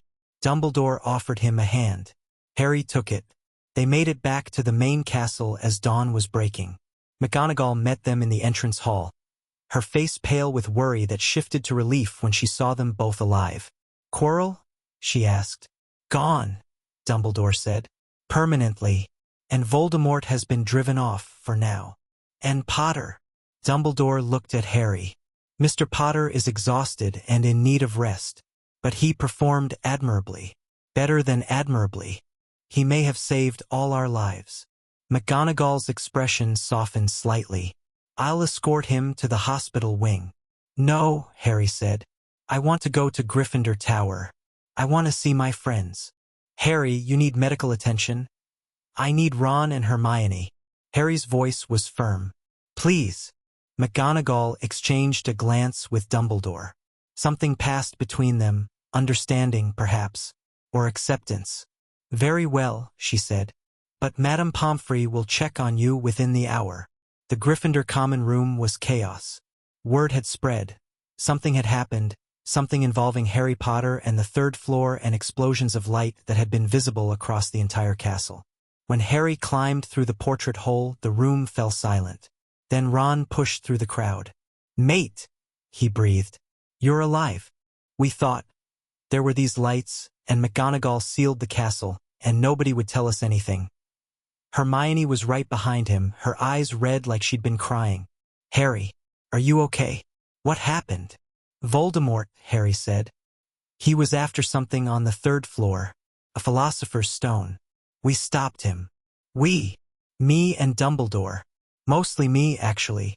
Harry's laugh was slightly hysterical. I might have accidentally used godlike power to vaporize a professor and drive off the most dangerous dark wizard in history. Silence. Bloody hell, Ron said finally. Yeah. Hermione moved forward and hugged him. Hard, fierce, without hesitation. Ron joined a moment later, and Harry stood there in the middle of the common room, surrounded by watching students, held up by his friends, and felt something inside him not. Sentimental, Murden whispered. Weak, human, Harry thought back. It's called being human. Murden didn't respond. The next few days were a blur of recovery and interrogation. Madame Pomfrey examined Harry and found nothing physically wrong with him, though she noted that his magical core had expanded significantly. She made him stay in the hospital wing for a night, during which Ron and Hermione sat with him for as long as they were allowed. Dumbledore visited once, bringing news that the Philosopher's Stone was being returned to its creator. a wizard named Nicholas Flamel who was apparently over 600 years old. He and his wife have enough elixir stored to set their affairs in order, Dumbledore explained. Then they will die. They've decided it's time. Because of me? Harry asked. Because Voldemort almost got it? Because of mortality, Harry. Because sometimes, death is not a tragedy but a release. They've lived longer than any humans should. They're ready to rest. Harry thought about that. About living for centuries, watching everyone you love age and die while you remained unchanged. About Dumbledore who'd made that choice himself. I don't want to be immortal, he said. I know. Dumbledore's smile was sad. Hold on to that. By the weekend, Harry was released from the hospital wing and immediately cornered by Daphne in a quiet corridor. You fought the Dark Lord, she said without preamble. And won. Kind of. You vaporized his host body and drove off his spirit with power that was visible from the astronomy tower. Okay, yes, that happened. Daphne studied him with those calculating eyes. You're more valuable than I thought. And more dangerous. Is that a problem? It's a consideration. She was quiet for a moment. My father wrote back. He's sending the archives I requested. Everything the Greengrass family has on Primerlinian entities, Divine Ascension, and the original Merlin. It should arrive by owl tomorrow. Thank you. Don't thank me yet. The information might not help. It might just confirm that you're doomed. Daphne's mouth quirked. But at least we'll know. You're very reassuring. I'm realistic. She started to walk away, then paused. Potter, what you did down there, the choice to pull back, to let go of the power, that was impressive. I didn't feel impressive. I felt terrified. That's what made it impressive. Daphne met his eyes. Anyone can give in to power. Takes real strength to walk away from it. Whatever else you are, Potter, you're not weak. She left before he could respond. Harry stood in the corridor, thinking about strength and weakness, about gods and mortals, about the choice he'd made in the chamber and the choices he'd have to make every day for the rest of his life. Murden was quiet, had been quiet since the common room, since Harry's friends had held him and reminded him what he was fighting for. Maybe the ancient god was sulking. Maybe he was planning. Or maybe, just maybe, he was starting to realize that Harry Potter wasn't going to be as easy to consume as he'd thought. Either way, Harry had survived his first confrontation with Voldemort. He'd faced godhood and pulled back. He'd chosen humanity. One day at a time. One choice at a time. He could do this.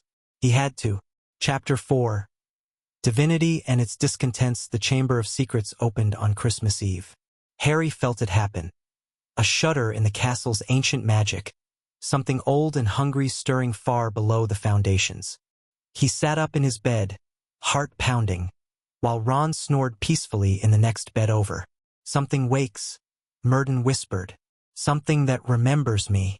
Harry was already pulling on clothes. He grabbed his wand, then hesitated and grabbed Fleur's mirror too.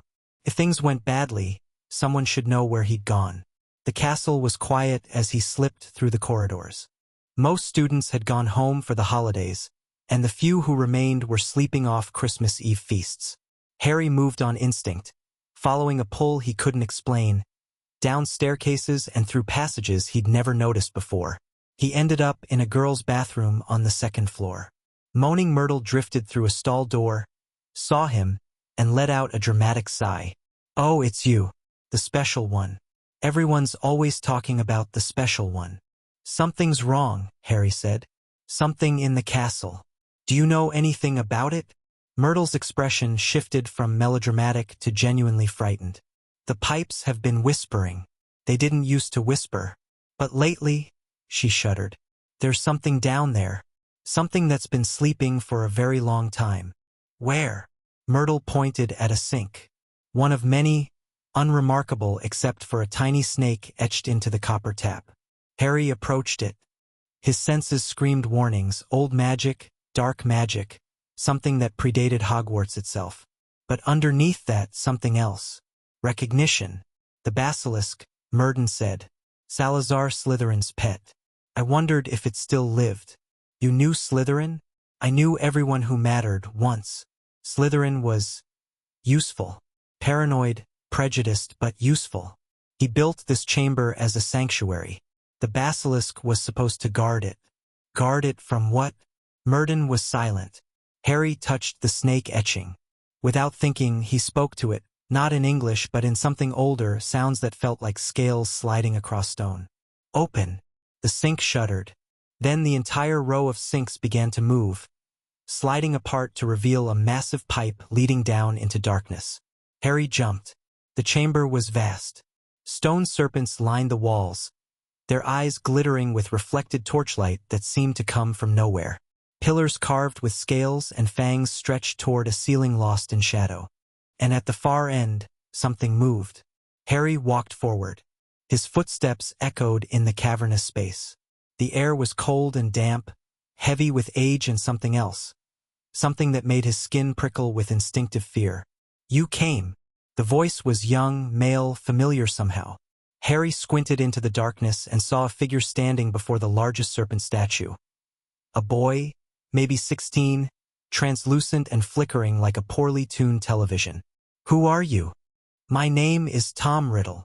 The boy smiled, and it was charming and cold and wrong. I've been waiting for you, Harry Potter. Riddle. Harry's mind raced. That name, Dumbledore mentioned it.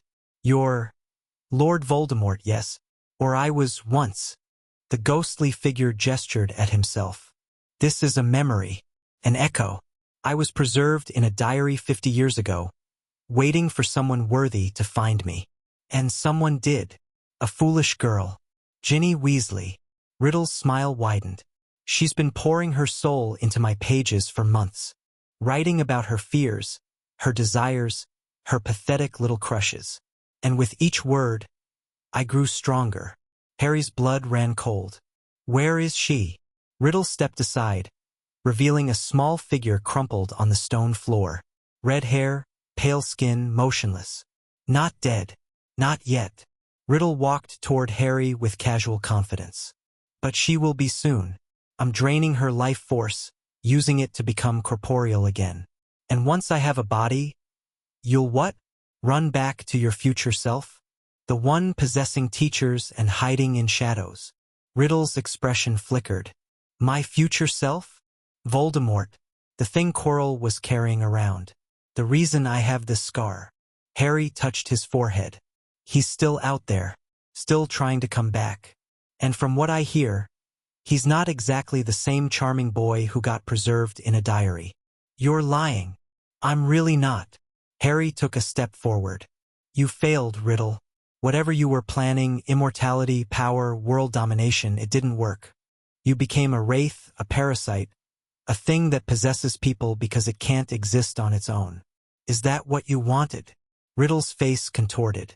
For a moment, the charming mask slipped, revealing something ugly underneath. It doesn't matter. I'll do it differently this time. I'll learn from my mistakes. He raised Ginny's wand. He must have taken it from her. And the first step is eliminating the one person who might be a threat. Me? You survived the killing curse. You drove my future self from his host.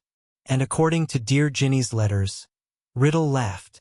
You're becoming something quite unusual. Something that might actually be able to destroy a Horcrux permanently. A what? My method of immortality. Pieces of my soul, hidden in objects, keeping me alive no matter what happens to my body. Riddle's eyes glittered. This diary is one of them. And you, Harry Potter, are going to help me make sure no one ever destroys it. He spoke a word in Parseltongue, and the great statue's mouth began to open. Something stirred inside. The basilisk, Murden said urgently. Don't look at its eyes. The gaze kills instantly. Harry squeezed his eyes shut just as he heard massive coils sliding across stone. The sound was horrible, scale on rock. A body that must be 60 feet long uncoiling from its ancient rest. Kill him, Riddle commanded. The basilisk lunged. Harry dove sideways, eyes still closed, relying on his other senses. He could feel the creature's presence like a dark sun. Ancient, powerful, hungry. It had been sleeping for 1,000 years, and it was very, very angry at being woken. But there was something else too. Something in the way the basilisk moved, hesitated, circled. It was confused. It recognizes you, Murden said. Or rather, it recognizes me. I was here when Slytherin created it. I blessed the ritual that gave it life. Can you control it? Perhaps. If you let me in deeper. How deep? Deep enough that I could guide the creature. Deep enough that the barrier between us thins significantly. A pause. Deep enough that I might not be able to pull back afterward. The basilisk struck again. Harry rolled, felt massive fangs tear through his robes, missing his flesh by inches. He didn't have a choice. Do it, he thought. Save Ginny. Murden's presence surged forward. Not taking over. Not yet. But expanding, filling spaces in Harry's mind that had been his alone. The sensation was overwhelming, like being submerged in an ocean of ancient knowledge and alien perspective. But he could also feel the basilisk now. Feel its thoughts such as they were. Hunger, duty, and underneath recognition. Stop, Harry said, and this time his voice carried weight. The weight of Murden's authority, the echo of ancient pacts. The basilisk froze mid-strike. Look at me. Slowly, the great serpent lowered its head until its eyes, still closed, thank God, were level with Harry's face. Open your eyes. I will not be harmed. The eyes opened. Golden, ancient, terrible. Harry stared directly into them and felt nothing. No petrification, no death. Murden's power wrapped around him like armor, making him immune to the creature's gaze. You know me, Harry said. You served my other self long ago. You will serve me again now. The basilisk's presence brushed against his mind. Alien and cold, but somehow respectful. It bent its head in a gesture that could only be submission. That's impossible, Riddle breathed. The basilisk only obeys the heir of Slytherin. Slytherin answered to someone else. Harry turned to face the ghost. Your precious ancestor was a servant, Riddle. A talented one, but still just a servant. And the thing he served, Harry smiled without warmth. That's what I'm becoming. Riddle's face went pale. Then he snarled and raised his wand. Kill them both, he screamed at the basilisk. The serpent didn't move. Bring me the diary, Harry commanded. The basilisk's tail swept out, knocking Riddle's ghostly form aside, and coiled around a small black book lying near Ginny's body. It deposited the diary at Harry's feet. No! Riddle lunged for it, but his hands passed through uselessly. You can't. That's my soul. Harry picked up the diary. It pulsed with dark magic, with a fragment of something that had once been human. Destroy it, Murden said. Use my power. Burn the soul piece to nothing. Harry hesitated. This was Voldemort's immortality, his anchor to the world. Destroying it would make the Dark Lord weaker, but it would also mean killing something, a piece of a person's soul. He's a murderer, Murden pressed. He killed your parents. He's trying to kill an innocent girl right now. This is justice. This is execution. Is there a difference? Harry looked at Ginny, pale and barely breathing. At Riddle's ghost, screaming silently as he tried and failed to stop what was happening. At the basilisk, waiting patiently for its new master's command. He made his choice. Burn, he said. White fire erupted from his hand, consuming the diary instantly. Riddle's scream became audible, echoing through the chamber as his form began to dissolve. This isn't over, he shrieked. There are others, other pieces. You'll never find them all. The fire consumed him completely. One moment he was there, raging and terrified. The next, nothing but ash drifting in the stale air. The basilisk made a sound that might have been satisfaction. Harry ran to Ginny. She was alive. Barely. Her pulse was thread, her breathing shallow, but the color was starting to return to her cheeks. Whatever Riddle had been draining, its destruction had reversed the process. Come on, Harry muttered, pulling her into his arms. Stay with me, Ginny. You're going to be okay. Her eyes fluttered. Harry? What, where? Don't try to talk. We need to get you to the hospital wing. I can carry her. The basilisk's voice was strange, sibilant, somehow fitting inside his head without being Parseltongue. My scales are smoother than they appear. She will not be harmed. Harry looked at the massive serpent, at its golden eyes that no longer seemed threatening. Can you fit through the tunnels? There are other paths, older paths. I can reach the castle proper without being seen. Then take her. Gently. I'll follow. The basilisk coiled around Ginny with surprising delicacy, cradling her unconscious form like something precious. Then it slithered toward a section of wall that looked solid, but opened at its approach, revealing a passage Harry couldn't have seen on his own. You're keeping the basilisk, Murden observed. Interesting. It's useful. And it seems to want to serve. It wants to serve me. You're simply the current vessel. Same difference. Harry followed the serpent through the hidden passage, trying not to think about what he'd just done. He'd destroyed a piece of Voldemort's soul. He'd used Murden's power more deeply than ever before, and he'd bound an ancient monster to his service. The line between Harry Potter and something else was getting blurrier by the day. The hospital wing was in chaos when Harry emerged from behind a tapestry, basilisk-less but carrying Ginny in his arms. Madame Pomfrey shrieked, then immediately shifted into professional mode, taking Ginny and directing Harry to a bed. What happened? Where did you find her? Is that blood on your robes? The Chamber of Secrets, Harry said. Voldemort, a memory of him, was using her to come back. I stopped it. Dumbledore swept in before Madame Pomfrey could respond. His eyes took in the scene. Harry exhausted and singed, Ginny pale but recovering, the strange tension in the air. Harry, tell me everything. Harry told him. Not everything. He didn't mention Murden's increased presence or the basilisk's new allegiance, but enough. The diary, the Horcrux, Riddle's ghost, the chamber. Dumbledore listened with growing horror. A Horcrux, he breathed when Harry finished. I suspected, but I never had proof. And you destroyed it. Yes. How? Harry hesitated. Fire. Very hot fire. Dumbledore's eyes narrowed, but he didn't press. Riddle mentioned others. Other Horcruxes. He said I'd never find them all. Then we must try. Dumbledore's expression was grim.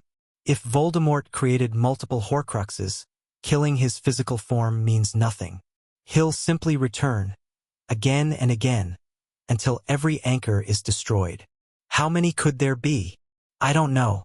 Tom was obsessed with the number 7. He considered it magically significant. If he made 6 Horcruxes, keeping his main soul as the 7th piece. Dumbledore shook his head. We need more information, more research. I might be able to help with that. Harry thought of the basilisk waiting in the chamber, of the ancient knowledge Murden carried. But I'll need time, and trust. You have both. Harry nodded. Then exhaustion crashed over him like a wave, and the last thing he saw before losing consciousness was Dumbledore's worried face hovering above him. He woke 3 days later. Ron and Hermione were sitting beside his bed, both looking like they hadn't slept since Christmas. When Harry's eyes opened, Hermione burst into tears and Ron let out a string of profanity that would have made his mother faint. You absolute prat, Ron said when he'd finished swearing. You went into the Chamber of Secrets alone? On Christmas Eve? Without telling anyone? I had to move fast. Ginny was dying. And you almost died too. Hermione wiped her eyes. Madame Pomfrey says your magical core was almost completely drained. You pushed yourself too far. But Ginny's okay? She's fine. Scared. Embarrassed about the whole diary thing. But fine. Ron's anger faded into something softer. You saved my sister, Harry. I don't know how to... I can't... Don't mention it. No, I'm serious. Ron grabbed his hand. Awkwardly, the way 11-year-old boys do when they're trying to express emotions they don't have words for.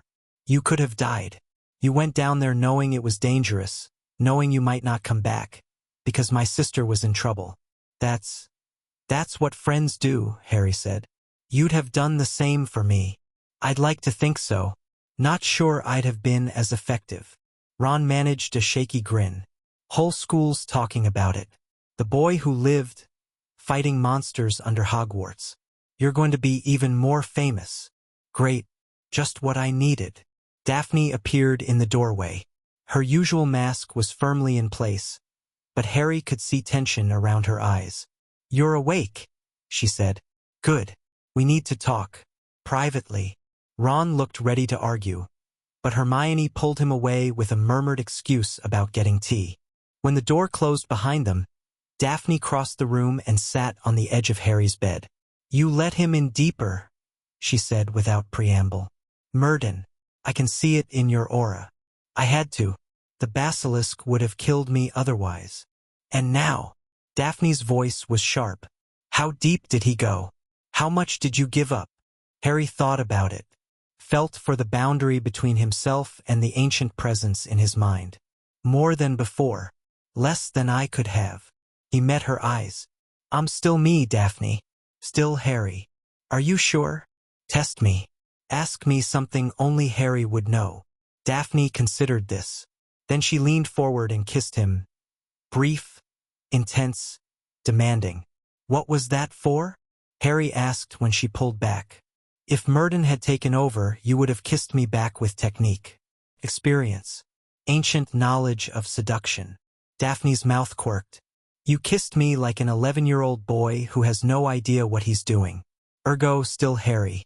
That's simultaneously reassuring and insulting. You'll learn. We have time. Daphne's expression softened slightly. I was worried. When the news came out, the chamber, the basilisk, you unconscious for 3 days. I thought I'd lost you before we even properly started. Started what? This. Whatever this is becoming. She gestured between them. I told you I wasn't romantic. I lied. Apparently you bring out my sentimental side. Apparently I bring out everyone's sentimental side.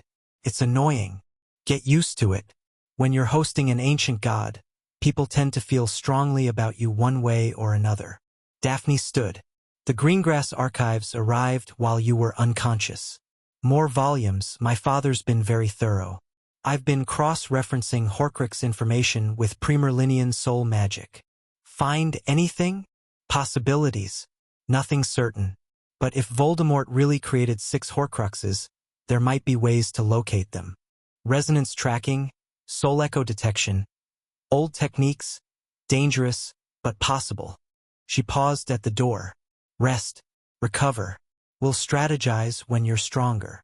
Daphne. She turned. Thank you. For being here. For worrying. Don't get used to it. I have a reputation to maintain. But she was smiling as she left. Recovery took another week. Harry spent the time reading through Daphne's archives, talking with Dumbledore about Horcrux possibilities, and fielding visitors. Susan came by with news from her aunt. The ministry was in an uproar over the chamber incident, with Umbridge leading the charge to investigate Harry's involvement. Fleur called through the mirror every evening. Her face creased with concern that softened into relief as Harry grew stronger.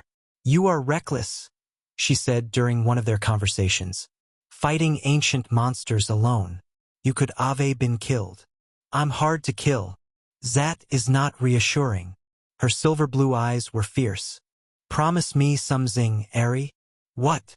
Next time you face something terrible, next time Z world seems to be ending, call for help first. You have allies now. Use them. I'll try. Try harder. Fleur's expression softened. Zay Triwizard Tournament is coming next year. Both batons will be competing. We will see each other again. I'm looking forward to it. As am I. She kissed her fingers and pressed them to the mirror. Be safe, Harry Potter. Zay world needs you. And a slight blush colored her cheeks. I would miss you if you died. The mirror went dark.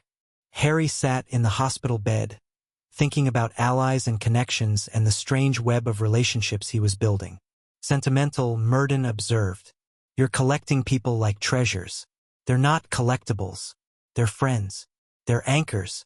Each one binds you more firmly to your mortal identity. Each one makes it harder for me to complete the merger. Good. For now. But anchors can be cut, Harry Potter. And when they are, you'll have nothing left to hold on to. Harry ignored him. Murden had been talking more since the chamber, his presence more constant, but his threats felt hollow. The ancient god was scared. Scared that Harry was finding ways to resist him. Scared that humanity might be stronger than divinity after all. Good. January brought a visitor Harry didn't expect. He was walking through the castle grounds, enjoying his first day fully recovered, when a figure stepped out from behind Hagrid's hut. Tall, gaunt, dressed in rags, with haunted eyes that seemed to recognize Harry immediately. "Harry Potter," the figure breathed. "I've been watching, waiting, trying to find the right moment." Harry's wand was in his hand instantly. "Who are you?" "Sirius Black." The name carried weight. Harry had heard it whispered in corridors, seen it in newspapers. The escaped prisoner. The murderer. The man who'd supposedly betrayed his parents. "You killed them," Harry said. "My parents. You told Voldemort where to find them." "No." Sirius's voice cracked. "That's what everyone thinks. But it's not true. It was Peter Pettigrew. He was the secret keeper, not me. I was framed." "Why should I believe you?" "Because I was there that night. The night Voldemort came for you." Sirius took a step closer, and Harry saw tears streaming down his wasted face. "I arrived after it was over. I saw your parents' bodies. I saw the nursery, the crib where you survived. And I saw," he stopped. "Saw what?" "Something happened when Voldemort's curse hit you. Something that shouldn't have been possible." Sirius's voice dropped to a whisper. "Light, pure white light, erupted from your body.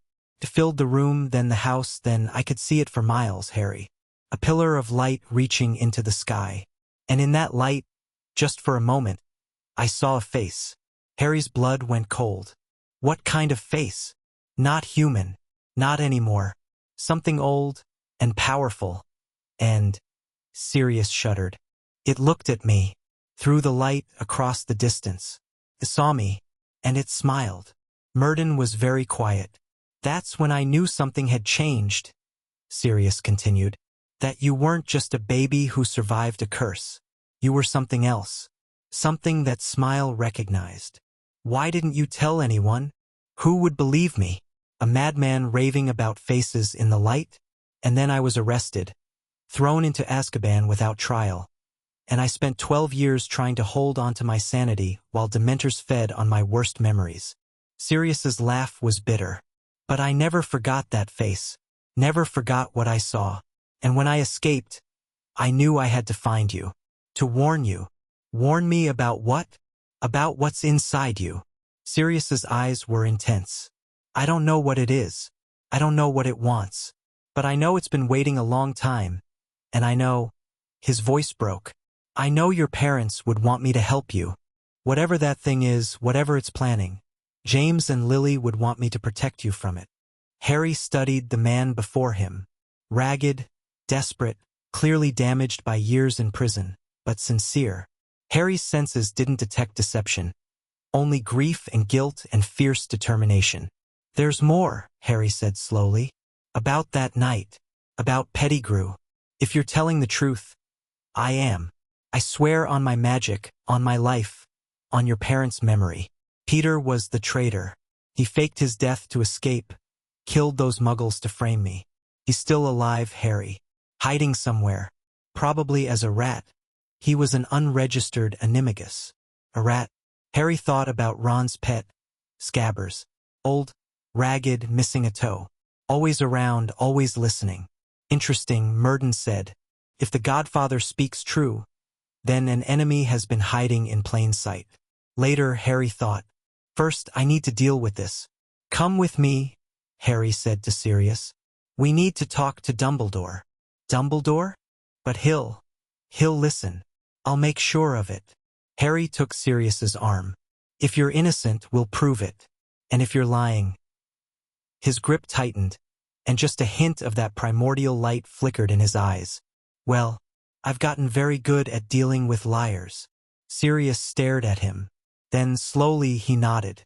"You've changed," he said. "From the baby I remember. You're more." "I know." Harry started walking toward the castle, Sirius beside him. "That's what everyone keeps telling me." Dumbledore believed Sirius. Or at least he believed enough to investigate. Under Veritaserum, administered with Sirius's willing consent, the full story came out. Pettigrew's betrayal, Sirius's frame-up, the secret keeper switch that no one else had known about. "I should have insisted on a trial," Dumbledore said heavily when it was over. "I was so certain of his guilt that I never questioned it. Another failure in a lifetime of failures." "You can make it right now," Harry said. "Clear his name. Find Pettigrew. We'll need proof. Pettigrew himself, or at least undeniable evidence of his survival." Dumbledore's eyes went to Harry. "You mentioned a rat? Ron's pet. Scabbers. I don't know if it's him, but the description fits. Then we'll investigate. Carefully. If Pettigrew has been hiding for 12 years, he won't surrender easily." They found Scabbers in Gryffindor Tower. Or rather, they found the empty cage where Scabbers should have been. The rat had vanished, fled, apparently, sometime during the chaos of the chamber incident. Ron was distraught, but Harry suspected the pet had been planning its escape for weeks. "He knew," Harry said later, in Dumbledore's office. "Somehow he knew we were getting close. He's been watching this whole time, reporting back to..." "Who? Voldemort? Possibly. Or simply preserving his own survival." Dumbledore looked tired. Peter was always a coward. He joined Voldemort out of fear, not conviction. He'll hide until he feels safe, then emerge when he thinks he has something to offer. And Sirius? "I've contacted Amelia Bones. She's agreed to reopen the case, examine the evidence. With the Veritaserum testimony and your support, Sirius should be exonerated within the month." Harry nodded. One more ally gained. One more piece of his life making sense. But Pettigrew was still out there. And whatever information the rat had gathered during his years with the Weasleys, about Harry, about Hogwarts, about everything, was now in enemy hands. "The game grows more complex," Murden observed. "More players, more pieces, more variables. It's not a game. Everything is a game vessel. The only question is whether you're playing or being played." February arrived with snow and unexpected news. Harry was eating breakfast when a ministry owl dropped a sealed envelope beside his plate. He opened it warily, half expecting another summons from Umbridge. Instead, he found an invitation. "Mr. Harry Potter is hereby invited to participate in the Triwizard Tournament, to be held at Hogwarts School of Witchcraft and Wizardry during the upcoming academic year. As a wizard of exceptional abilities and international renown, your presence would add considerable prestige to this historic event." Harry stared at the letter. Then he looked up at the staff table, where Dumbledore was watching with an expression that suggested he'd already seen the Triwizard Tournament? Ron grabbed the letter, scanning it rapidly. "Harry, this is massive. No one under 17 is supposed to compete. The age restriction was put in place after too many deaths. I'm 11. Yeah, but you're also..."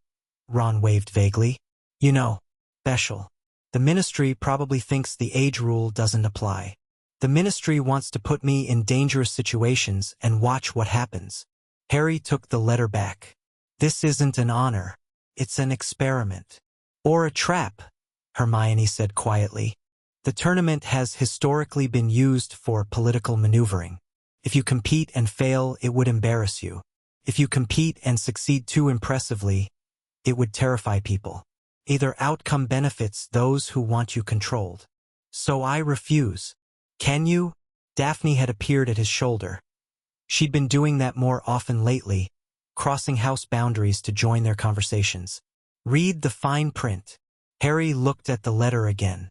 At the very bottom, in small text, "Participation, once selected by the Goblet of Fire, is magically binding. Refusal results in forfeiture of magic." They're going to enter my name without asking, Harry realized. "Force me to compete." "Almost certainly." Daphne's voice was grim. "The tournament selection is theoretically random, but the goblet responds to magical significance. You're probably the most magically significant person in Britain right now. If your name goes in, you'll be chosen. Then I don't let my name go in. Someone else could enter it for you. The goblet accepts submissions from any participant. It doesn't verify consent. Harry crumpled the letter in his fist. He could feel his power stirring, responding to his frustration. They're not giving me a choice. They're trying not to. Whether they succeed. Daphne met his eyes. That's up to you.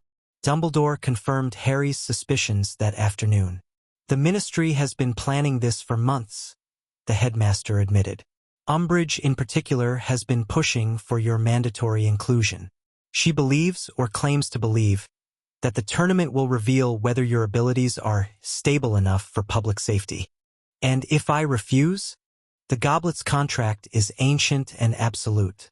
If you're selected and refuse to compete, your magic will be stripped away. All of it. Dumbledore's expression was grave. Including, potentially, whatever connection you have to Murden. Harry went still. That would kill you? Possibly. More likely it would leave you a squib with an angry god fragment trapped inside you, unable to express itself through magic. Dumbledore shook his head. Neither outcome is acceptable. So I have to compete. If your name enters the goblet, yes. Dumbledore leaned forward. But there are ways to prevent that. Protections we can put in place. The question is whether you trust me enough to let me try. Harry thought about their partnership. About secrets and honesty and the slow process of building trust. What did you have in mind? The goblet accepts names written on parchment and dropped into its flames. We can ward it against accepting your name specifically, keyed to your magical signature. Anyone who tries to enter you will find their parchment rejected. And the Ministry won't just remove the ward? The ward will be inside the goblet, woven into its selection criteria. Removing it would require dismantling the entire artifact. Dumbledore smiled slightly. Even Umbridge wouldn't destroy a 1,000-year-old magical relic to make a point. Unless she's more vindictive than we think. There is that risk. But I believe it's our best option. Harry nodded slowly. Okay, do it. One more thing. Dumbledore's tone shifted. The tournament brings delegations from Durmstrang and Beauxbatons. You'll have opportunities to interact with students from other schools. Fleur, among others. But yes, Miss Delacour specifically. Her family has influence, connections that could be valuable, but also connections that could be used against you. You think she's a threat? I think she's a variable, and variables in situations like this require careful management. Harry thought about Fleur's late-night mirror calls, her fierce concern when he'd been unconscious, the way she looked at him, not with worship or fear, but with something closer to understanding. She's not a variable, he said. She's my friend. Dumbledore studied him for a long moment. Then he nodded. I hope you're right, Harry. For both your sakes. March brought the first real test of Harry's resolve. He was training in the Room of Requirement, a place Dobby had shown him, a space that could become anything you needed, when Murden's presence surged forward without warning. Enough, the ancient god roared. I have been patient. I have watched you play at resistance, at humanity, at your pathetic little connections. But my patience has limits, Vessel. Harry staggered, grabbing a conjured pillar for support. The room flickered around him as his concentration wavered. What do you want? What I have always wanted. What I was promised when your mother's sacrifice opened the door. Murden's presence was overwhelming, pressing against Harry's consciousness from all sides. I want out. I want to walk the earth again. I want to feel sunlight and taste blood and hear the screams of those who defied me. I won't let you. You can't stop me forever. Every time you use my power, you weaken the barrier. Every time you let me in, to save yourself, to protect others, to win your petty battles, you erode the protections that keep me contained. The ancient voice was triumphant. The chamber was a gift. You let me in so deep that I can never fully leave. We're entangled now, you and I, bound together at the soul. Then we'll just have to coexist. Coexist? Murden's laugh was like grinding mountains. I am a god, child. I do not coexist. I consume. And every moment that passes, every bond you form, every inch of power you develop, it all becomes mine when I finally take what I'm owed. The pressure increased. Harry felt his identity starting to blur at the edges, his sense of self dissolving into something vaster and more terrible. Then he thought of Ron, sharing chocolate frogs on the train. Hermione, offering friendship instead of research. Daphne, kissing him to prove he was still human. Fleur, pressing her fingers to the mirror in farewell. Susan, fighting the worship effect because she refused to be controlled. Sirius, crying at the memory of James and Lily. Each connection was a thread. Each thread was a rope. And together they formed a net strong enough to catch him when he fell. No, Harry thought, and his voice was steady. You don't get to consume me. Not today.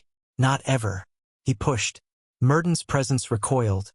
Not defeated, but surprised. Harry pushed harder, using every technique Daphne had taught him, every mental discipline Dumbledore had hinted at, every ounce of sheer stubborn will he possessed. This isn't over, Murden hissed as he retreated. You can't hold me off forever. Watch me. The pressure faded. Harry collapsed against the pillar, breathing hard, drenched in sweat. But he was still himself. Still Harry Potter. That had to count for something. He told Daphne about the confrontation that night. They were in their usual classroom, surrounded by books and scrolls, the aftermath of another research session. Daphne listened without interrupting, her expression growing more troubled as Harry described the attack. He's getting stronger, she said when he finished. Or you're getting weaker. Neither. We're getting more tangled. Harry rubbed his forehead. The chamber made things worse. Using his power to control the basilisk, it created permanent links that weren't there before. So every time you use his abilities, you bind yourself tighter to him. Basically. Then stop using them. I've been trying, but situations keep arising where I don't have a choice. The basilisk, Riddle's ghost. If I hadn't used Murden's power, people would have died. Daphne was quiet for a moment. Then she pulled out a scroll Harry hadn't seen before, newer than the others, written in her own hand. I've been working on something, she said. A modification of the severance ritual. The one that requires Murden's cooperation. I thought we established that his cooperation was impossible. Impossible to obtain willingly. But there might be another way. Daphne's eyes were bright with the excitement of discovery. The original ritual requires Murden to release his grip on you. But what if we could trick him into releasing it? Make him think he's achieving his goal while actually pushing him out. How? By giving him something he wants more than your body. Daphne tapped the scroll. According to my family's records, Murden's original goal wasn't just immortality. It was transcendence, becoming something beyond physical limitation entirely. He wanted to merge with the source of magic itself. The source of magic? Call it what you want. The wellspring, the foundation, the divine fire that powers every spell. Murden believed that if he could touch that source directly, he could become truly omnipotent. Instead, he got stuck in a loop of vessels and possessions, never quite reaching his goal. So we offer him a path to his original goal. Exactly. Make him believe that by leaving you, by releasing his grip, he can access something even better. Then, when he lets go, Daphne's smile was sharp. We slam the door behind him. And what happens to Murden? Either he achieves what he always wanted and leaves our reality entirely. Or, Daphne's smile faded. Or he gets trapped between states, unable to fully ascend, unable to return. A god without a home. That sounds like torture. It sounds like consequences. Daphne's voice was hard. He's been possessing people, consuming souls, for millennia. Whatever happens to him, he's earned it. Harry thought about this, about justice and mercy and the strange calculus of dealing with beings that didn't follow human morality. What do we need? 3 things, same as the original ritual. An anchor, someone whose connection to you is strong enough to pull you back. A focus, an object of immense magical power to contain the transition. And bait, something that can convince Murden the source of magic is within reach. The bait is the hard part. Not necessarily. Daphne's expression was complicated. The Philosopher's Stone. Nicholas Flamel still has it. And according to legend, it's more than just a gold maker. It's supposedly a fragment of the source of magic itself, crystallized into physical form. Flamel gave up the stone. He and his wife were going to die. He gave up using it for immortality. The stone itself is still in his possession. Daphne leaned forward. If we could convince him to lend it just for the ritual, we'd have our bait. Murden wouldn't be able to resist the chance to touch the source directly. You want me to ask a 600-year-old wizard to lend me his most precious possession for a ritual that might not work and could potentially unleash an angry god on the world? Yes. Harry laughed. He couldn't help it. You're insane. I'm practical. Daphne's mouth quirked. You said it yourself. Life is complicated. Might as well embrace it. Harry looked at her. At this impossible girl who'd decided to ally with a god host and hadn't flinched once. Okay, he said. Let's go talk to Flamel. Chapter 5. The God Awakens. Nicholas Flamel lived in a cottage in Devon that looked like it might collapse at any moment but had apparently stood for 600 years. Harry arrived by portkey. Dumbledore had arranged the meeting after Harry explained the plan, and found himself standing in a garden full of impossible flowers. Plants that shouldn't exist in the same climate, blooming in colors that hurt to look at directly. You're the Potter boy. The voice came from behind him. Harry turned to find an ancient man watching him with eyes that were anything but old. Nicholas Flamel looked like he might crumble into dust if someone breathed on him too hard, but his gaze was sharp, curious, and utterly unimpressed. Yes, sir. Dumbledore said you wanted to borrow the stone. Flamel shuffled past him toward the cottage door. Come inside. We'll discuss why that's impossible. The cottage interior was larger than the exterior. Dimensionally expanded, Harry realized, feeling the magic press against his senses. Books lined every wall, stacked in piles that defied gravity, filling spaces that shouldn't exist. Flamel lowered himself into a chair that looked as ancient as he did. Sit, talk, explain why a child thinks he can wield the source of magic itself. Harry sat. He told the story, all of it this time. Murden's presence, the escalating control, Daphne's research, and the modified ritual. Flamel listened without interrupting, his expression unreadable. When Harry finished, the old alchemist was quiet for a long time. You know what the stone really is, Flamel said finally. Not just a philosopher's trick for gold and immortality. Daphne's research suggested it's connected to the source of magic itself. Connected. Flamel's laugh was dry as autumn leaves. Boy, the stone isn't connected to the source. It is the source, a fragment of it, anyway. A piece of the divine fire that powers all magic, crystallized into physical form by accident and desperation. How? I was dying. Flamel's eyes went distant. 600 years ago, I was a failed alchemist with a failed life and a wife I loved more than breath. Perenelle was sick. Plague, the Black Death, sweeping through Europe like God's own anger. I tried everything to save her. Every potion, every spell, every desperate plea to powers I didn't understand. He paused, and Harry saw something very old and very painful in his expression. One night, in my madness, I reached too far. I touched something I shouldn't have been able to touch, the raw stuff of creation, the fire that burns at the heart of all magic. It should have killed me. Instead, it crystallized around my intention, became something physical, something I could hold. The stone. And you used it to save Perenelle. I used it to save both of us. To extend our lives, to heal what couldn't be healed, to hold on to love in a world that wanted to tear it away. Flamel's voice hardened. But the stone isn't a tool, Potter. It's a wound in reality. A piece of something infinite trapped in finite form. Using it has consequences. What kind of consequences? It calls to things. Old things. Hungry things. Flamel met Harry's eyes. Things like what's living in your head. Harry's stomach dropped. You know about Murden. I know he's been trying to get the stone for centuries. He visited me once, wearing a vessel that looked a lot like you do now. Young, powerful, certain that he could control forces beyond mortal comprehension. Flamel's expression was grim. I refused him then. I'll refuse him now. This isn't for him. It's to get rid of him. Is it? Flamel leaned forward. You want to use the stone as bait. Dangle it in front of Murden, make him reach for it, then slam the door when he's committed. But you're assuming you can control the process. That you can let him get close enough to be tempted without letting him get close enough to succeed.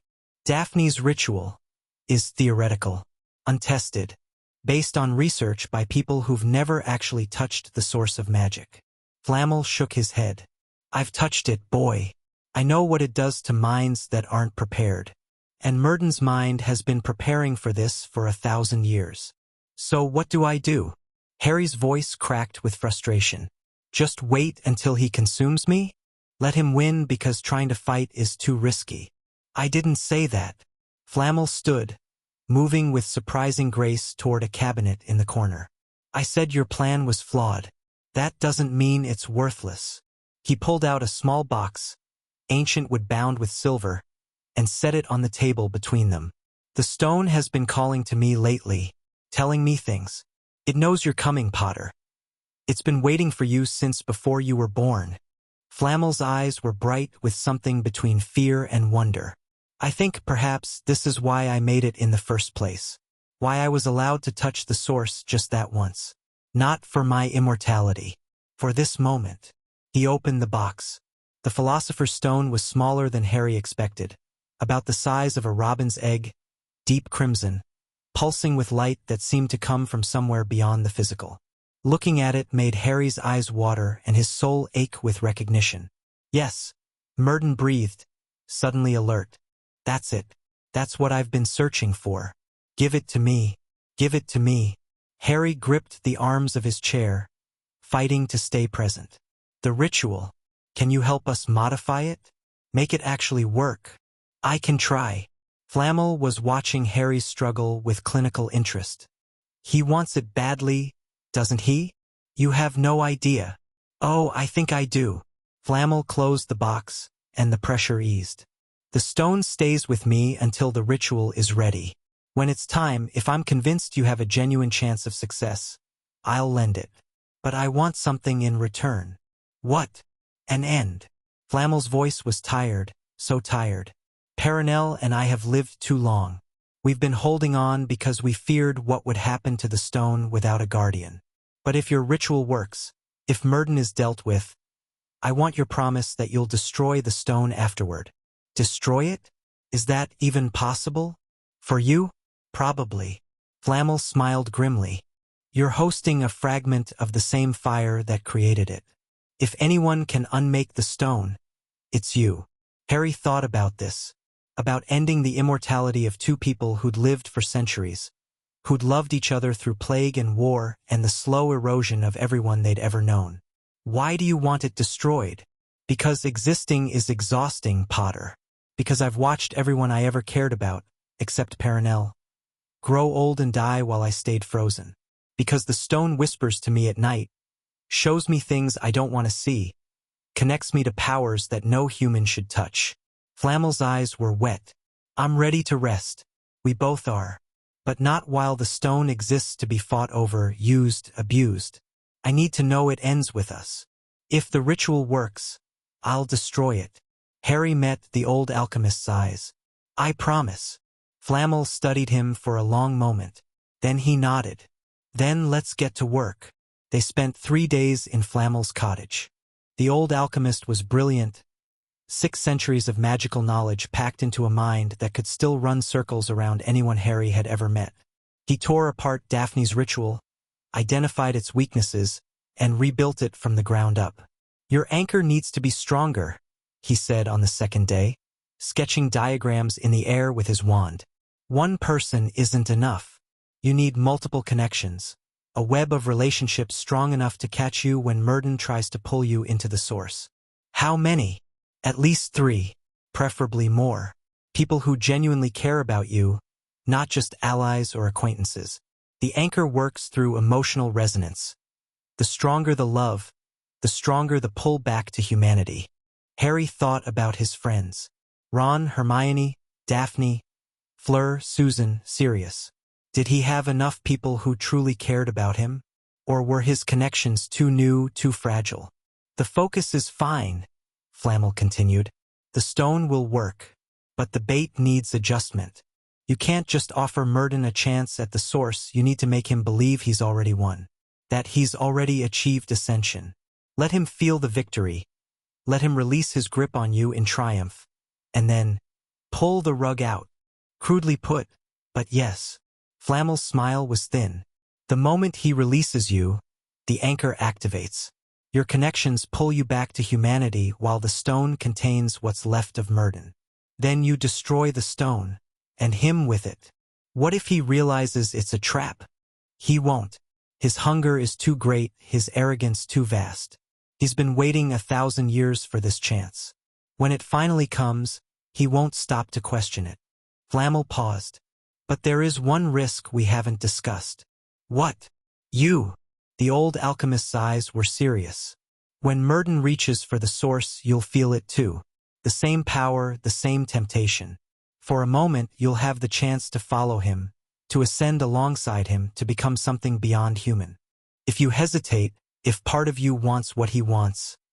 I don't. Everyone says that. Most of them are wrong. Flamel set down his wand.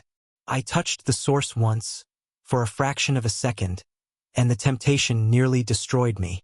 You'll be immersed in it, swimming in infinite power while voices tell you that you could keep it all, become everything, transcend every limitation you've ever known. I'll resist. Will you? Even when resisting means going back to being small, mortal, limited? Even when you could have literally anything you want? Harry thought about it honestly, about the power he'd tasted in the chamber, in Dumbledore's office, in all the moments when Murden's strength had flowed through him. It had felt good, better than good, like being complete in a way he'd never known he was incomplete. But he'd also felt himself slipping away, becoming something that wasn't Harry Potter anymore. I have people waiting for me, he said finally.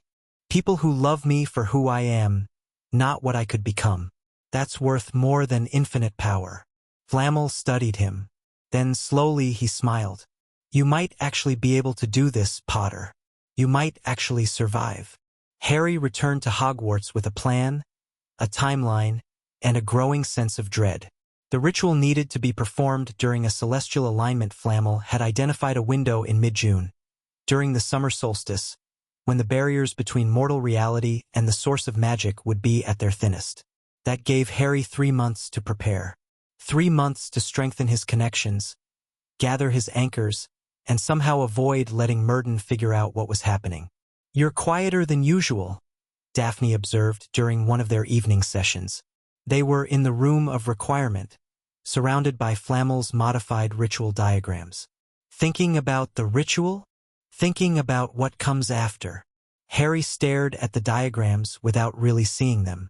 If this works, if we actually get rid of Murden, what am I then? Just a normal wizard? Or something else? Does it matter? I don't know. That's what scares me. Harry looked at her. I've gotten used to the power, the senses, the strength, the way I can see magic flowing through everything. What if I can't function without it? Then you'll learn. Daphne moved closer, taking his hand. People adapt, Potter. Even to losing things they thought they couldn't live without. You sound like you're speaking from experience. My mother died when I was 6. Daphne's voice was matter-of-fact, but Harry could feel the old pain underneath. I thought I couldn't survive without her. Turns out I was wrong. I'm sorry. Don't be. It's ancient history. Daphne squeezed his hand. The point is, whatever happens after the ritual, whatever you become or don't become, you'll handle it. Because that's what you do. That's who you are. An 11-year-old boy who accidentally became a god host? A stubborn bastard who refuses to let the universe tell him who to be. Daphne smiled. One of her rare, real smiles. I've always found that attractive. Harry kissed her. Not awkwardly this time, they'd been practicing, but with genuine feeling, genuine connection. When they broke apart, Daphne's cheeks were flushed. We should probably focus on the ritual diagrams. Probably. Neither of them moved. 5 more minutes, Daphne decided. Then we're being responsible. Deal. April brought the Triwizard Tournament delegations.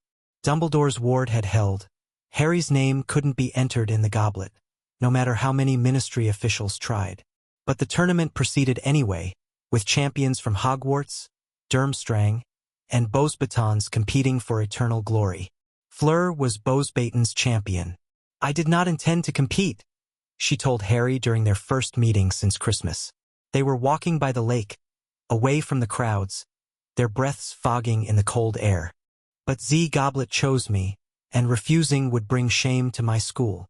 "You'll do great. You're one of the most powerful witches I know." "Zat is kind, but Z Tournament is dangerous even for Z powerful."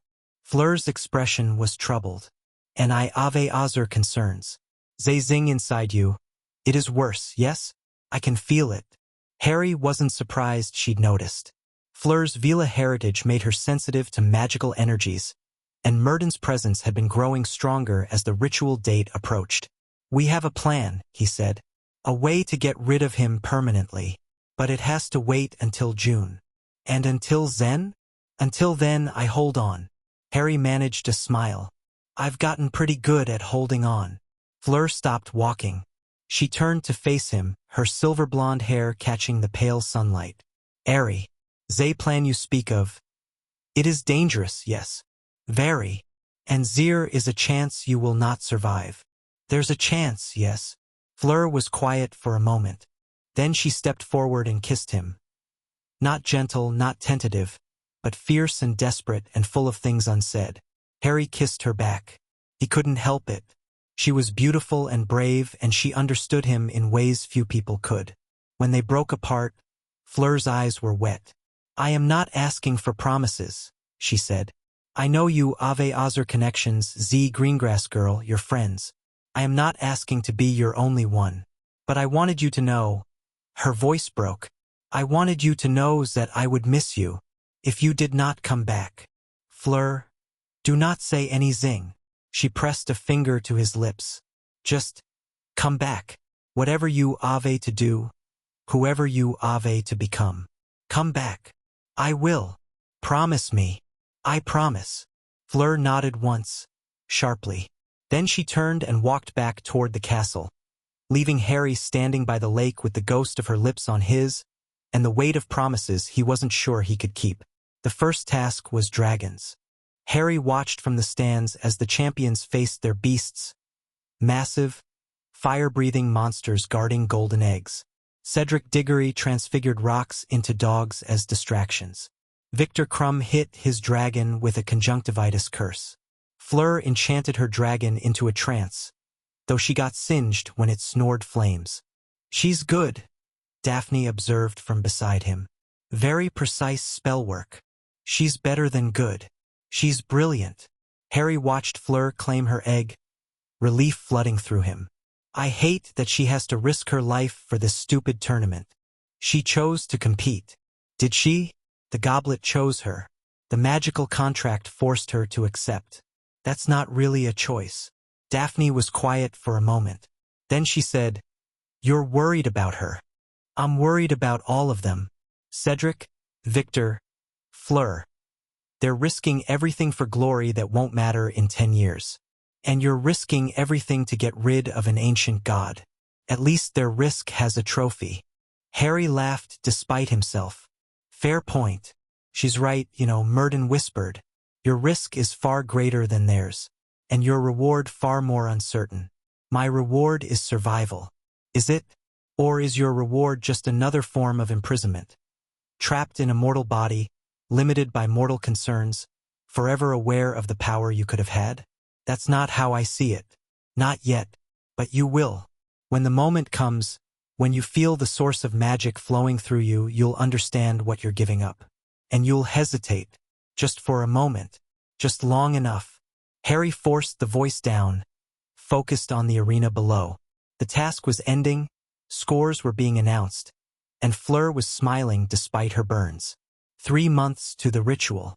3 months to hold on. He could do this. He had to.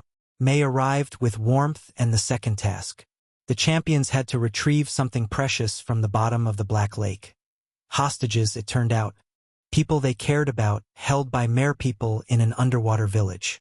Fleur's hostage was her younger sister, Gabrielle. The girl was only 8.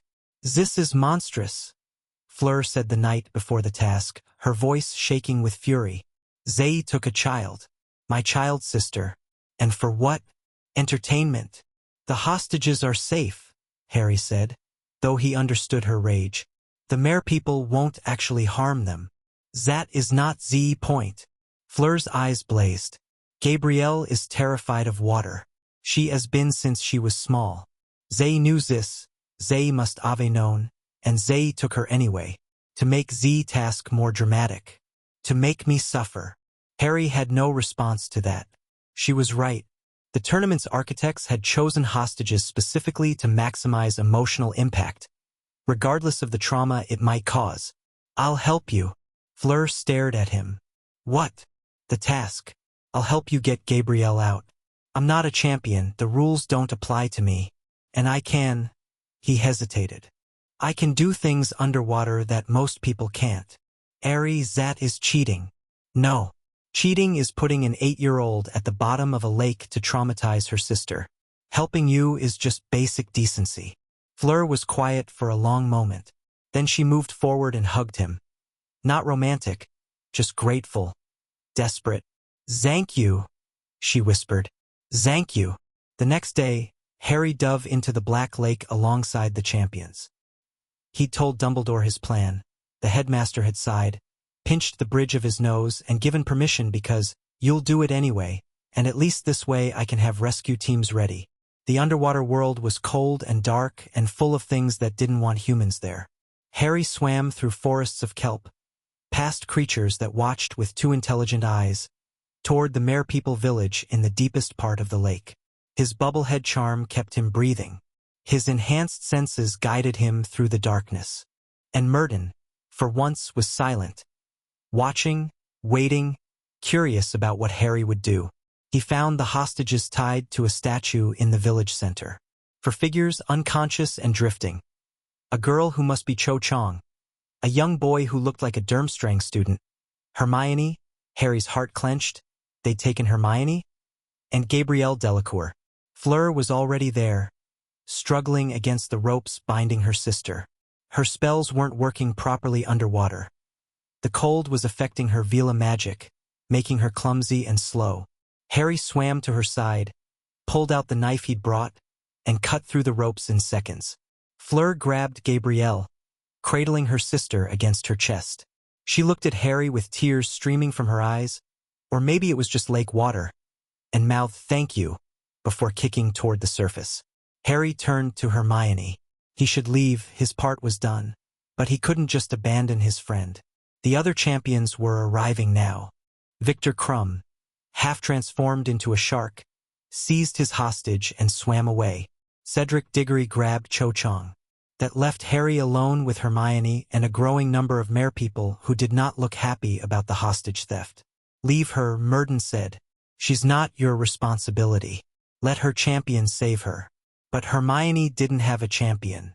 She'd been taken as a hostage for Harry himself. The tournament's way of including him despite his refusal to compete.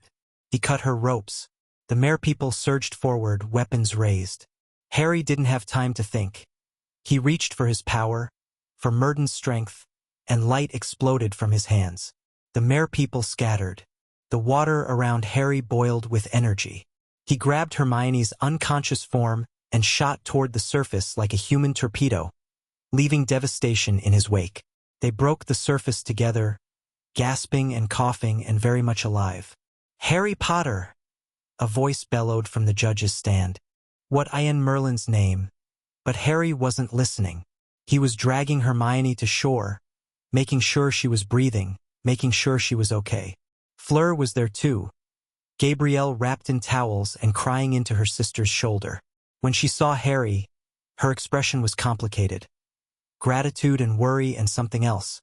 "You used Z power," she said quietly. "Zay zing inside you." "I had to." "I know." She looked away. "But it is getting stronger, yes? Every time you use it." Harry didn't answer. He didn't need to. The aftermath was chaos. Dumbledore defended Harry's actions, protecting fellow students from potential harm, but the Ministry was furious. Umbridge in particular seemed ready to burst a blood vessel, her toad-like face purple with rage. He attacked the Merpeople. He used unregistered magic. He interfered with an official tournament event. He saved a young girl from drowning and protected an unconscious student from hostile creatures. Dumbledore replied calmly, "I fail to see the crime. The crime is his existence." Umbridge shrieked. "He's a danger to everyone around him. The Ministry will not tolerate. The Ministry will tolerate whatever I choose to allow on Hogwarts grounds." Dumbledore's voice went cold. "This school is under my authority, Madam Umbridge. Mr. Potter's actions may have been unconventional, but they were not criminal. Unless you'd like to explain to the Delacours why you're prosecuting the boy who saved their daughter." Umbridge sputtered but had no response. Harry sat through the whole confrontation feeling exhausted and hollow. He'd used more power than he should have. He could feel Murden's presence more clearly now, more constantly, the barrier between them thinner than ever. 2 months, he told himself. 2 more months until the ritual. Just hold on. June approached like a freight train. The third task was scheduled for the 24th, a maze full of obstacles with the Triwizard Cup at the center. But Harry barely noticed. His focus was on the summer solstice 4 days after the task, when the celestial alignment would be perfect for the ritual. He gathered his anchors. Ron, who'd been his first real friend, who'd never once looked at him with worship or fear. Hermione, who'd almost drowned because she was his friend, who'd forgiven him for the danger and insisted on being part of the ritual despite the risks. Daphne, who'd seen through his power to the person underneath, who'd kissed him to prove he was still human. Fleur, who understood isolation and difference, who'd trusted him with her sister's life. Susan, who fought the worship effect every day because she refused to be controlled. Sirius, newly exonerated, who'd loved his parents and transferred that love to him. 6 anchors, 6 connections, 6 ropes to pull him back from the edge of godhood. Flamel arrived at Hogwarts on June 20th, the stone hidden in his robes. He looked worse than before. The decision to finally end his immortality was weighing on him, making him seem even older. "Perenelle wanted to come," he said when Harry met him at the gates. "I convinced her to stay home. If something goes wrong, one of us should survive to try again." "Nothing's going to go wrong." Famous last words, boy. But Flamel smiled slightly. "You've done well, Potter. Better than I expected. Whatever happens on the solstice, you should be proud." "I'll be proud when it's over." "Fair enough." The third task was 2 days before the ritual. Harry watched from the stands again as the champions entered the maze. Cedric first, then Victor and Fleur together, each navigating paths that shifted and changed behind them. The crowd cheered and gasped as obstacles were overcome, as setbacks occurred, as the drama unfolded. Harry's mind was elsewhere. "You're distracted," Murden observed. "Thinking about the ritual." Harry didn't respond. "I know what you're planning. You've been trying to hide it, but I can feel the preparations. The anchors, the focus, the bait." Murden's voice was amused. "You really think you can trick a god? I think I can try. And when you fail, when I consume you completely, take your body as my own, what then? Then I guess you win. So calm about it. So accepting." Murden sounded genuinely puzzled. "Don't you want to live, Vessel? Don't you want to fight?" "I've been fighting since the day you entered my head. I'm tired of fighting." Harry watched Fleur dodge a blast-ended scrut on the magical projection above the maze. "Either the ritual works and I'm free, or it doesn't and you win. Either way, the fighting stops. That's not how it works. Even if your ritual succeeds, even if you somehow expel me, you'll spend the rest of your life fighting. Voldemort, politics, destiny. The fighting never stops. Maybe, but at least I'll be fighting as myself." Murden went quiet. In the maze, something was going wrong. Harry felt it before he saw it. A surge of dark magic, familiar and terrible. His scar erupted with pain, and he gripped the bench to keep from screaming. "Harry!" Daphne grabbed his arm. "What's happening?" "Voldemort," Harry gasped. He's here. In the maze. That's impossible, the wards. Someone let him through. Someone on the inside. Harry staggered to his feet, fighting through the pain. I have to get in there. You can't just... But Harry was already moving. He vaulted over the stands, dropped to the grass below, and sprinted toward the maze entrance. Behind him, he could hear shouts of confusion, Dumbledore's voice calling his name. He didn't stop. The maze walls parted for him. Whether because of his power or the maze's twisted sense of drama, he didn't know. He ran through corridors that should have taken hours to navigate, his senses guiding him toward the center, toward the cup, toward Voldemort. He found them in the central clearing, Cedric on the ground, unconscious or dead, a figure in black robes standing over him, the Triwizard Cup glowing with portkey magic, and Fleur, wand raised, facing down the Dark Lord alone. You're brave, Voldemort was saying, his voice silky and terrible. Foolish but brave. The Vila blood makes you think you can face anything. I do not need to face you. Fleur's voice was steady despite her fear. I only need to delay you until Elp arrives. And what help would that be? The old fool? The Ministry? Voldemort laughed. By the time they navigate this maze, you'll be dead and I'll be gone. Along with young Potter, who I know is coming. He turned and Harry saw his face. Truly saw it for the first time since the chamber. No longer a specter or a parasite, but a physical form. Pale, snake-like, with red eyes that burned with hatred and triumph. Hello, Harry, Voldemort said. I've been waiting for you. Harry stepped into the clearing. His wand was in his hand, but he knew it would be useless. Against Voldemort's skill and power, he was hopelessly outmatched in conventional magic. But he wasn't limited to conventional magic anymore. How did you get a body? Harry asked, stalling for time. Quirrell couldn't give you one. The diary couldn't give you one. The ritual required specific components. The bone of my father, unwillingly given. The flesh of a servant, willingly sacrificed. Voldemort smiled, and it was horrible. And the blood of an enemy, forcibly taken. Harry's eyes went to Cedric's still form. His blood? No. His was merely to test the portkey. Your blood, Potter, that's what I needed. But you've been annoyingly difficult to capture. Voldemort's smile widened. So I used the next best thing. Blood from someone close to you. Someone connected to you. Horror crawled up Harry's spine. Who? A rat told me about a red-haired family who treated you like a son. The youngest boy was too well protected. But his pet rat was very informative about other options. Voldemort gestured lazily. The father worked late at the Ministry. Easy enough to intercept. Arthur Weasley. You're lying. Am I? He's alive if that helps. I only needed a small amount. Voldemort's red eyes gleamed. But his blood contained trace elements of familial magic connected to you. Combined with Pettigrew's willing sacrifice and my father's bones, it was enough to restore my body. Harry felt rage building in his chest. Real rage, not Murden's influence. The Weasleys had welcomed him like family. Arthur had smiled at him across the breakfast table, had asked questions about Muggle technology with genuine curiosity, had treated him like one of his own sons. And Voldemort had used him like a component. I'm going to kill you, Harry said quietly. You're going to try. Voldemort raised his wand. But first, let's see what that fascinating power of yours can really do. Crucio. The curse hit Harry full force. Pain, unimaginable pain, tore through him. Every nerve screamed. Every muscle spasmed. The world dissolved into agony. And then something else took over. Harry didn't summon Murden's power consciously.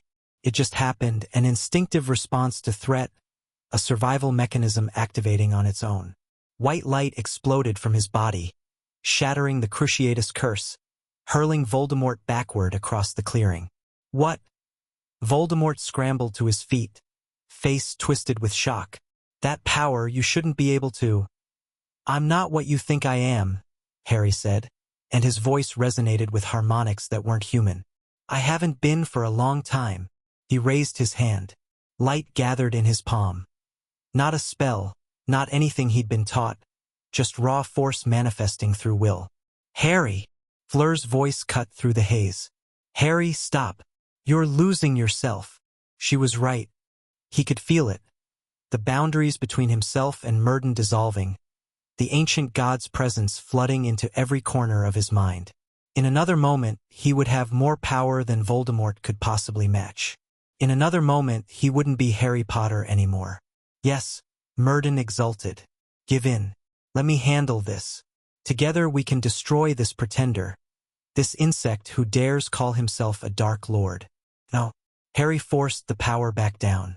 It was like trying to stop an avalanche with his bare hands. Painful, exhausting, almost impossible. But he did it. The light faded. The resonance in his voice disappeared. He was Harry again. Just Harry. Shaking and sweating and barely standing. Voldemort recovered quickly. So the vessel still has some control. Impressive. But it won't last. He raised his wand again. And when you finally break, I'll be there to claim what remains. Avada Kedavra! The green light streaked toward Harry. He couldn't dodge in time, couldn't summon the power to block it without losing himself. Fleur tackled him. The curse missed by inches, scorching the ground beside them. Fleur rolled to her feet, wand blazing with spells that forced Voldemort on the defensive. Get Z cup, she shouted. It's a port key. It can take you both out of air. I'm not leaving you. You are not dying air. Fleur's eyes were fierce.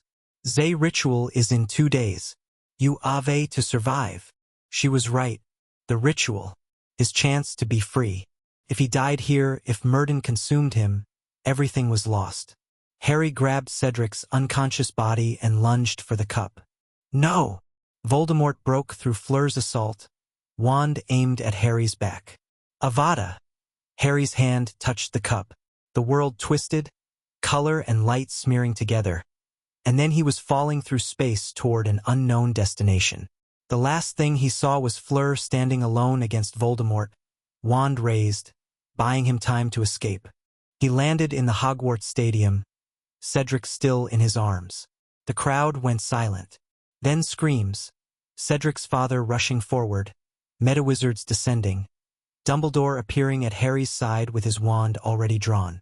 The maze! Harry gasped. Voldemort's in the maze.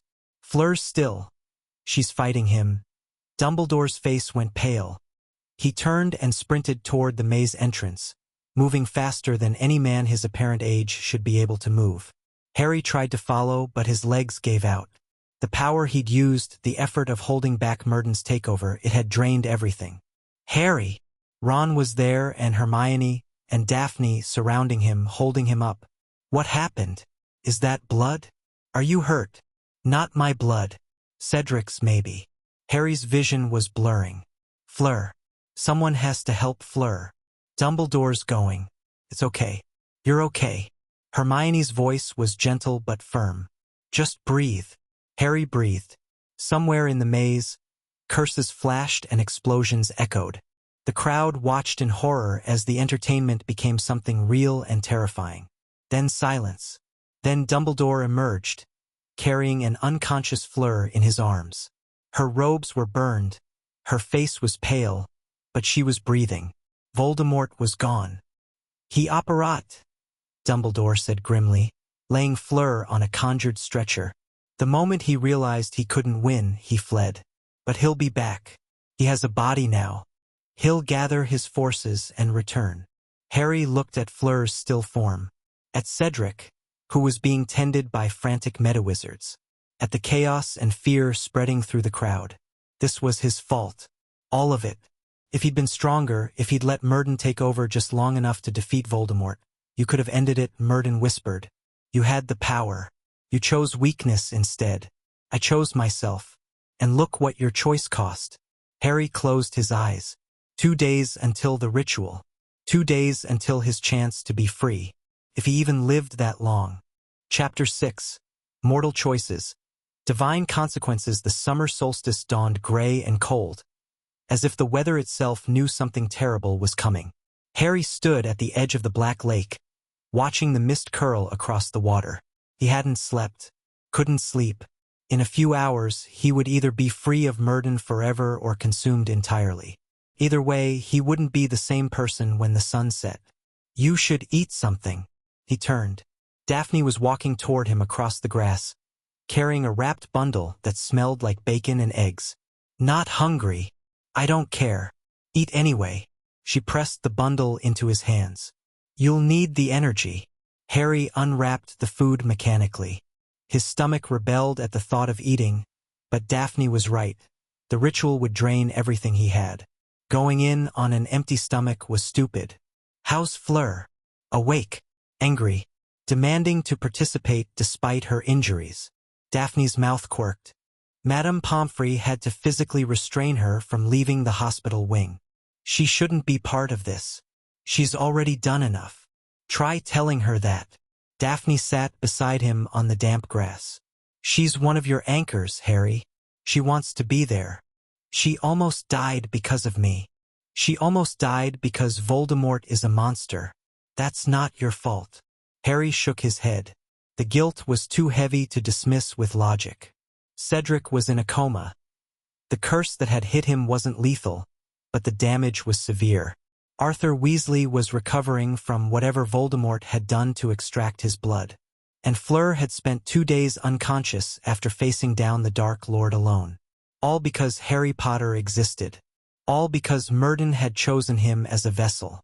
Self-pity doesn't suit you, the ancient god observed. If you want to wallow, at least do it after you've lost. Before that, it's just embarrassing. Shut up. Make me. Oh wait, you can't. That's rather the point of today, isn't it? Harry forced the voice down. One more time. Just a few more hours of holding Murden at bay. The ritual space is ready, Daphne said. Flamel finished the final preparations at dawn. The stone is in place. The anchors are assembled. She paused. Everything's ready except you. I'm ready. Are you? Daphne's eyes were sharp. Because you look like someone walking to their execution, not someone fighting for their freedom. Maybe those are the same thing. They're not. Daphne grabbed his arm, forcing him to look at her. You're going to survive this, Harry. You're going to come back to us. And then we're going to figure out how to deal with Voldemort and the Ministry and every other threat that wants a piece of you. Together. What if I don't come back? What if the ritual fails and Murden? Then we'll figure that out too. Daphne's voice was fierce. I didn't spend a year learning to care about you just to give up now. Whatever happens today, whatever you become or don't become, I'm not leaving. None of us are. Harry looked at her, really looked. At the Ice Queen who'd thawed without ever losing her edge. At the girl who'd kissed him to prove he was human and then stayed to make sure he remained that way. I love you, he said. The words surprised both of them. Daphne's eyes went wide. For a moment, her mask cracked completely, revealing something raw and vulnerable underneath. That's not fair, she whispered. You can't say that right before. I know. I'm sorry. But I needed you to know in case nothing. Daphne's voice hardened. You're going to survive. You're going to come back. And then we're going to have a very long conversation about appropriate timing for emotional declarations. Is that a yes? It's a survive this and find out. But she was smiling, really smiling, and Harry felt something warm unfurl in his chest. Okay, he said. I can work with that. The ritual space was a clearing in the Forbidden Forest, warded so heavily that even the centaurs wouldn't approach. Harry arrived at noon, flanked by his anchors. Ron walked on his left, pale but determined. Hermione on his right, clutching a notebook full of contingency plans. Behind them came Daphne, Susan, and Sirius, the latter looking more like himself than he had since Azkaban, cleaned up and clear-eyed. Fleur was waiting in the clearing, leaning on a cane but refusing to sit. Bandages still covered her arms where Voldemort's curses had burned her, but her eyes were fierce. You came, Harry said. Of course I came. Her voice was rough from disuse. Did you think I would miss this? I thought Madame Pomfrey might actually tie you to the bed. She tried. Fleur's smile was thin. I am very persistent. Flamel stood at the center of the clearing, the philosopher's stone resting on a pedestal before him. The ancient alchemist looked even worse than before, the weight of centuries pressing down on him, the decision to end his immortality etching lines into his face. "Everyone's here," Flamel said. "Good. We begin at the moment of solstice, precisely 2:47 this afternoon. That gives us 2 hours to prepare." "What do we need to do?" Ron asked. "You need to stay alive and keep your connection to Harry strong. When the ritual peaks, he'll be pulled toward ascension, toward Murden's goal. Your job is to pull him back." Flamel's eyes swept across the assembled anchors. "Focus on your memories of him, your feelings for him, the moments when you saw him most clearly as himself. That's what will bring him home." "And what about the stone?" Hermione asked, eyeing the crimson crystal with academic wariness. "What's its role?" "Bait and container. Murden will sense it the moment the ritual begins. He won't be able to resist reaching for it. When he does, the stone will draw him in, separating him from Harry. Then Harry destroys it, and Murden is annihilated along with it." "What if Harry can't destroy it?" Sirius asked. "What if the separation doesn't work?" Flamel was quiet for a moment. Then he said, "Then we lose. Murden takes Harry's body, claims the stone, and becomes something this world hasn't seen in a millennium. A god in the flesh, hungry for worship and power." No one spoke. "That's why your roles are so important," Flamel continued. "The anchoring isn't optional, it's essential. If Harry feels alone during the ritual, if he loses his connection to humanity, he'll drift toward Murden's goal instead of away from it. You're not just supporting him. You're his lifeline." Harry looked at his friends, at the people who'd chosen to stand with him despite the danger, despite the cost. "No pressure," Ron muttered. "Significant pressure, actually," Hermione corrected. "But we can handle it. We have to." Daphne's voice was steady. "So we will." The next 2 hours passed in a blur of preparation. Flamel inscribed runes into the ground, ancient symbols that made Harry's teeth ache with their power. The anchors took their positions around the clearing, forming a hexagram with Harry at the center. The stone pulsed on its pedestal, its crimson light growing stronger as the solstice approached. At 2:30, Dumbledore arrived. The headmaster walked into the clearing alone, his expression grave. He surveyed the preparations, the assembled anchors, the stone, and finally Harry himself. "I wish you would reconsider," he said quietly. "There may be other ways." "There aren't." Harry met his eyes. "We've been through this. The ritual is the only chance. And if it fails, then you do whatever you have to do. Stop Murden. Stop me." Harry's voice was steady. "That's why I asked you to come. As backup, not as a participant." Dumbledore's jaw tightened. "You want me to be prepared to kill you. I want you to be prepared to stop whatever I become. Whether that means killing or binding or banishing, I don't know. But I trust you to make the right call." "You trust me?" Something flickered in Dumbledore's eyes. "After everything I've done? The secrets, the manipulation, You made mistakes. You're still making them, probably. But you're also the most powerful wizard alive. And you care about the world more than you care about yourself." Harry smiled slightly. "That's not trust based on friendship. It's trust based on competence and values. Different thing." Dumbledore was quiet for a long moment. Then he nodded. "I'll do what's necessary, whatever that turns out to be." "Thank you."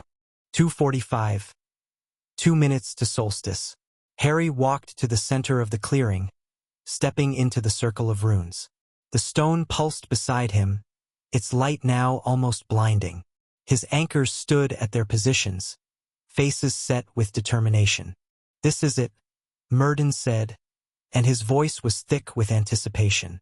"The moment we've both been waiting for. The source of magic, finally within reach. Not for you. Not anymore. We'll see, Vessel. We'll see." 2:46. 1 minute. Harry closed his eyes. He could feel his anchors around him. 6 points of warmth and connection. 6 ropes binding him to humanity. Ron's loyalty. Hermione's determination. Daphne's fierce love, Fleur's understanding, Susan's resistance, Sirius's protective devotion. Each one a reason to come back. Each one a piece of the person he wanted to remain. 247. The solstice hit. The world exploded. Harry felt the ritual activate like a door being torn off its hinges. The veil between mortal reality and the source of magic ripped open, and power flooded into him. Raw, infinite, terrible. And Murden surged forward. Yes, the ancient god roared. Finally, the source. My birthright. My destiny. Harry fought. With everything he had, he fought. But it was like trying to hold back an ocean with his bare hands. The power was too vast, too overwhelming, and Murden's hunger was too strong. Let go, Murden commanded. There's no point in resisting. The source calls to both of us. Can't you feel it? The infinite potential, the absolute freedom, the end of all limitation. Why would you choose mortality over this? The source blazed before him, not a physical thing but a concept made manifest. The fire that burned at the heart of all magic. The foundation of reality itself.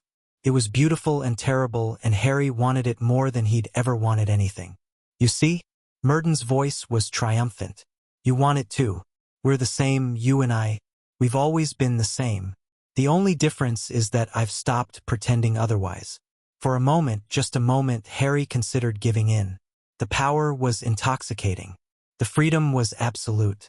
All he had to do was let go of his humanity, his connections, his sense of self, and he could have everything. He could be everything. A god walking the earth, unlimited and immortal, and Harry. Daphne's voice, cutting through the chaos. Not loud, not commanding, just present. Reminding him that she existed. That he had something to come back to. Harry, please, come back to us. Other voices joined hers. Ron's familiar warmth. Hermione's fierce love. Fleur's understanding. Susan's determined resistance. Sirius's protective devotion. Come back. We're here. We're waiting. Don't leave us. Harry grabbed onto those voices like drowning man grabbing a rope. I'm not you, he thought at Murden. I've never been you. You chose power over connection. I'm choosing connection over power. Fool, Murden howled. You're throwing away godhood for what? Mortal attachments? Temporary relationships that will crumble to dust in a century? Yes. Why? Harry looked at the source, at infinite power, infinite potential, infinite everything. And then he looked at the threads connecting him to his anchors. Thin and fragile and achingly mortal. Because I'd rather have a century of love than an eternity of power, he said. Because my friends matter more than my potential. Because being Harry Potter, with all his limitations, all his failures, all his messy human emotions, is worth more to me than being a god could ever be. You're making a mistake, maybe, but it's my mistake to make. Harry reached for the stone.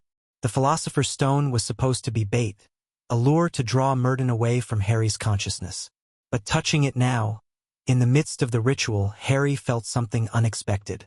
Recognition. The stone knew him, had been waiting for him, just as Flamel said. Not because Harry was a vessel for Murden, but because Harry was something else, something the stone had been made to respond to. You're the one, the stone seemed to say. The one who chooses mortality.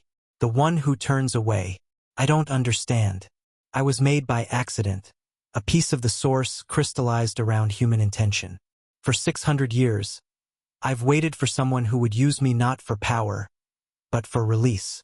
Someone who would destroy me willingly, not out of fear, but out of love. Harry understood. The stone wasn't just bait. It was the key to the entire ritual. A fragment of divine power that wanted to return to the source, but couldn't do so without help. If I destroy you, then Murden goes with me. We're bound together now, his hunger and my essence. Destroy one, destroy both. And what about you? What about the piece of the source you contain? It goes back where it belongs. Complete again. Whole. The stone's presence felt almost peaceful. This is what I was made for. My purpose. My end. Harry made his choice. He poured everything he had into the stone. Not Murden's power, but his own. The love of his friends. The determination to remain human. The fierce, stubborn will that had kept him fighting for a year. The stone blazed. Murden screamed, "No, no, this isn't. You can't." "I refuse, Tio." Harry felt the ancient god being torn away from him, ripped out of his consciousness, dragged into the stone by forces beyond either of their control. For one terrible moment, they were still connected, and Harry felt Murden's fear. Not the fear of destruction, the fear of being alone. For 1,000 years, Murden had moved from vessel to vessel, always connected to someone, always sharing space with another consciousness. The loneliness of existence had driven him to seek godhood in the first place, the desperate hope that infinite power might fill the void inside him. And now he was facing that void again, worse than before, the void of annihilation. "Please," Murden whispered, and for the first time he sounded almost human. "Please don't. I don't want to be alone again. I don't want to stop existing." Harry hesitated. The stone pulsed in his hands, ready to be destroyed. Murden's essence swirled inside it, trapped and terrified. One word, one act of will, and it would all be over. But there was another option. The source, Harry thought. You wanted to reach it. You wanted to transcend. "I wanted to exist forever, to never be alone again. What if I could give you that? Not existence in the mortal world, not possession or consumption, but something else. Something you never considered." "What?" "Peace." Harry reached into the stone with his awareness, touched the fragment of the source it contained, and felt the vastness beyond, the infinite ocean of power from which all magic flowed. "If I destroy the stone now," Harry said, "you'll be annihilated. Your consciousness will scatter, and eventually you'll fade to nothing. But if I send you through instead, into the source itself, you won't exist anymore, but you won't be destroyed either. You'll be part of everything. Part of the fire that powers all magic. Never alone again." Murden was silent. "Why?" he asked finally. "Why would you offer me this? After everything I've done, everything I tried to do to you, why would you show me mercy?" "Because I was inside your memories," Harry said. "I saw who you were before you became this. A man who wanted to save the world. A man who loved too much and watched everyone he loved die. A man who chose power because he couldn't bear the pain anymore. That man died 1,000 years ago. Maybe. But I'm not punishing you for what you became. I'm offering you what you wanted in the first place, just not in the way you imagined getting it." Another long silence. Then Murden laughed. Not the grinding, terrible sound of before, but something softer, almost sad. "You're remarkable," he said. "In all my centuries, all my vessels, I've never met anyone like you. Someone who could look at a god and see a person. I've had practice. I suppose you have." Murden's presence shifted, and Harry felt something release. The last threads of the ancient god's grip on his consciousness. Let go voluntarily. "Do it, then. Send me into the source. Let me become what I always should have been." Harry focused, gathered every ounce of power the ritual had given him, and pushed. The stone shattered, not in an explosion, but in a release, crimson light fragmenting into 1,000,000 pieces, each one carrying a spark of the source back to where it belonged. And riding that light, Murden's consciousness, no longer hungry, no longer afraid, dissolving into the infinite. The last thing Harry felt from the ancient god was gratitude. Then he was alone in his own head for the first time in his life. The clearing was silent. Harry stood at the center of the ritual circle, the shattered remains of the stone falling like dust around him. His anchors were still at their positions, faces frozen in expressions of hope and fear. Dumbledore stood at the edge, wand raised, ready to intervene. And Harry started laughing. It bubbled up from somewhere deep inside him. Relief and exhaustion and joy and grief all mixed together, pouring out in sounds that might have been sobs if he'd had the energy to cry. "Harry!" Daphne's voice was uncertain. "Did it work? Are you?" "I'm me." Harry wiped his eyes, still laughing. "Just me. Only me. He's gone, Daphne. He's finally gone." The anchors broke formation, rushing toward him. Ron got there first, grabbing Harry in a bear hug that nearly knocked him off his feet. "You did it," Ron said, his voice cracking. "You bloody did it." Hermione was next, tears streaming down her face. Then Sirius, then Susan, then Fleur. Each of them reaching for him, holding him, reminding him that he was real and alive and human. Daphne hung back for a moment, watching. Then she pushed through the crowd and kissed him, long and deep and fierce. "You survived," she said when they broke apart. "You owe me an answer now. Ask me again. Do you love me? Yes. Do you promise not to host any more ancient gods? Yes. Then I love you too." Her eyes were wet, but she was smiling. "Idiot." Flamel approached slowly, leaning heavily on his walking stick. His face was drawn with exhaustion, but there was something like wonder in his eyes. "You did something I've never seen," he said. "You showed mercy to a god, gave him peace instead of destruction. He deserved the chance to choose. Perhaps." Flamel smiled slightly. "Or perhaps you're just incapable of cruelty, even to things that tried to consume you. Either way, the result is the same. Myrddin is gone, the stone is destroyed, and you're still standing." "What about you?" Harry asked. "The stone was your immortality. Without it, I have a few months, maybe a year." Flamel's voice was calm. "Enough time to set my affairs in order, to say goodbye to Perenelle properly, to finally rest." "I'm sorry. Don't be. This is what I wanted." The ancient alchemist reached out and gripped Harry's shoulder. "You've given me a gift, Potter. The gift of endings. After 600 years, I can finally stop." Harry nodded. He understood, not fully, not yet, but enough. The weight of immortality. The relief of mortality. The joy of being able to choose. They returned to the castle as the sun began to set. The news spread quickly. Harry Potter had survived some kind of magical ritual, had destroyed a legendary artifact, had confronted something ancient and terrible and won. The whispers followed him through the corridors, but they felt different now. Not worship, not fear, just curiosity, just interest. The worship effect was gone, Harry realized. Without Myrddin's power bleeding through his consciousness, he was just a wizard again. A powerful one, probably, but not a nascent god. Not something that made people want to kneel. Felt wonderful.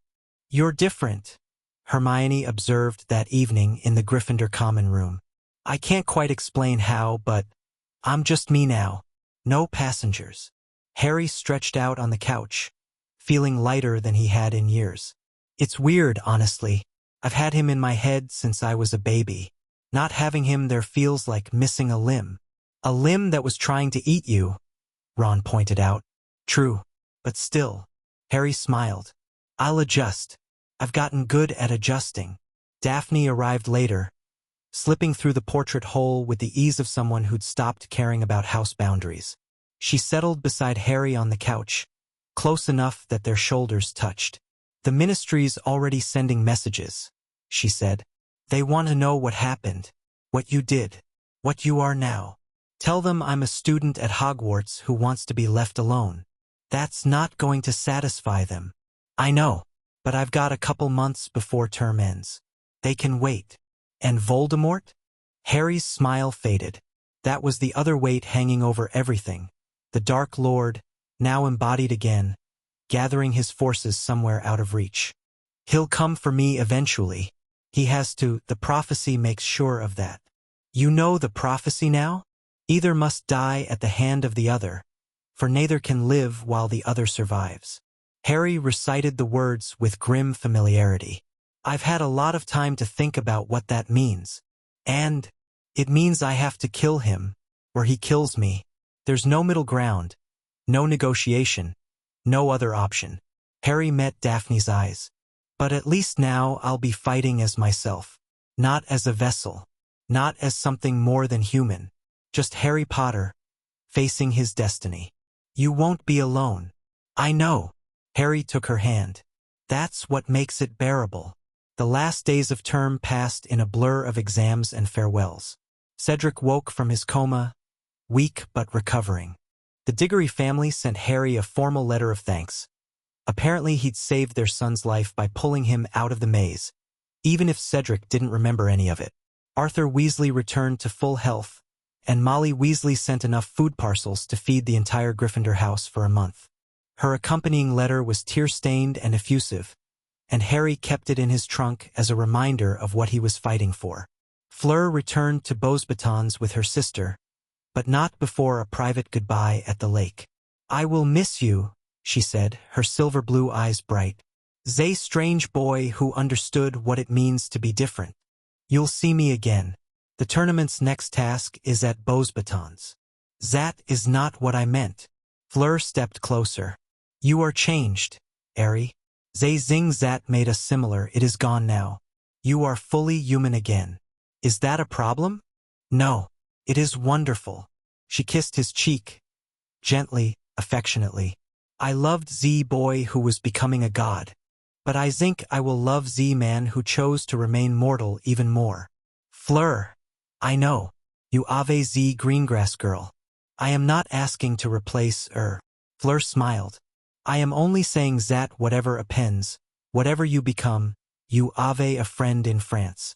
A true friend. Someone who will always see you clearly. Thank you. Thank me by surviving. That is all I ask." She walked away, elegant and otherworldly, and Harry watched her go with a mixture of gratitude and regret. Then he went to find Daphne. "You're thinking about her," Daphne said when he arrived at their classroom. She was packing up the archives, preparing to return them to her family estate for the summer. "She said goodbye. That's all." "That's not all. I saw the way she looked at you." Daphne's voice was carefully neutral. "She loves you. She cares about me. That's different." "Is it?" Daphne stopped packing and looked at him directly. "We need to talk about this. About us. About what we are now that the ritual's over." Harry sat down across from her. "What do you want us to be?" "I want—" Daphne hesitated, and Harry saw something vulnerable flicker behind her mask. "I want to be with you. Really be with you. Not just allies or co-conspirators or whatever we've been calling it. But I know you care about Fleur. And I'm not. I don't know if I can share you. You won't have to. Harry, I love you." The words came easily now, naturally. "I love Fleur too, in a way. She understood things about me that no one else could. But what I have with you is different. Deeper. You saw me when I was hosting a god and decided to stay anyway. That's not something I can just walk away from. Even though I'm cold and calculating and politically motivated, especially because of that." Harry grinned. "I need someone who'll tell me when I'm being an idiot. You're very good at that." Daphne laughed. Her real laugh, the one she rarely let anyone hear. "You're ridiculous. So you've said. Multiple times. I'll probably say it many more times." She reached across the table and took his hand. "But I'll also be there. Whatever comes next, Voldemort, the Ministry, whatever, I'll be there." "I know." They sat in comfortable silence for a while, hands intertwined, the weight of the future pressing down but not crushing. "What are you going to do this summer?" Daphne asked eventually. "Go back to those horrible muggles?" "No." Harry's voice was firm. "Sirius is cleared now. He's got a house, Grimmauld Place, apparently. I'll stay with him. A proper family at last. Something like that." Harry smiled. "He's not much of a parent, but he's trying. And I've got experience with worse. The Dursleys really did a number on you. They made me who I am. For better or worse." Harry shrugged. "I try not to think about it too much." Daphne stood, pulling him to his feet. "Come on. We have a feast to attend. Last night of term." "In a minute." Harry pulled her closer, wrapping his arms around her waist. "I just want to remember this. The quiet before whatever storm comes next." "Getting sentimental, Potter?" "Maybe. Is that allowed?" "I suppose." Daphne rested her head against his chest. "Just this once." They stood there for a long moment, two children on the edge of a war, holding on to each other while they still could. Then they went to the feast. The great hall was chaos. Students celebrating the end of term, teachers relaxing after months of hard work, house rivalries set aside in favor of collective relief. Harry sat at the Gryffindor table with Ron and Hermione, But Daphne joined them without hesitation, earning raised eyebrows and whispered comments that neither of them cared about. Dumbledore rose to give his end-of-year speech. "Another year concludes," he said, his voice carrying across the hall. "A year of challenges, discoveries, and—" His eyes found Harry briefly. "Transformations. Some of you have faced trials that would break grown wizards. Some of you have lost things that cannot be replaced. But you have also gained friends, knowledge, strength of character." He paused, and the hall went quiet. "I would be remiss if I did not acknowledge the events of recent days. Dark forces are rising once again. The wizard who styled himself Lord Voldemort has returned in the flesh, and he will not rest until he has achieved his goals of domination and destruction." Whispers rippled through the crowd. Some students went pale. Others looked skeptical. "But I want you to remember something," Dumbledore continued. "In times of darkness, it is not the powerful who save us. It is the brave, the loyal, the kind. It is those who choose to stand together when standing alone would be easier." His eyes found Harry again. This year, a young man faced an enemy within himself, an enemy older and more terrible than Voldemort ever dreamed of being. He could have surrendered to that enemy. He could have taken its power and used it to crush anyone who opposed him. Instead, he chose humanity. He chose connection. He chose love. Harry felt his face flush. The entire hall was staring at him now. "Let that be a lesson to all of you," Dumbledore said. "The greatest power is not magic. It is not strength or cunning or ambition. It is the ability to look at infinite power and say, 'No, thank you.' To choose mortality over godhood, limitation over omnipotence, love over control." He raised his goblet. "To Harry Potter, and to all of you who will face your own impossible choices in the years to come, may you find the courage to choose wisely."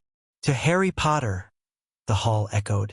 Harry wanted to sink through the floor, but Daphne squeezed his hand under the table, and Ron clapped him on the back, and Hermione smiled at him with tears in her eyes.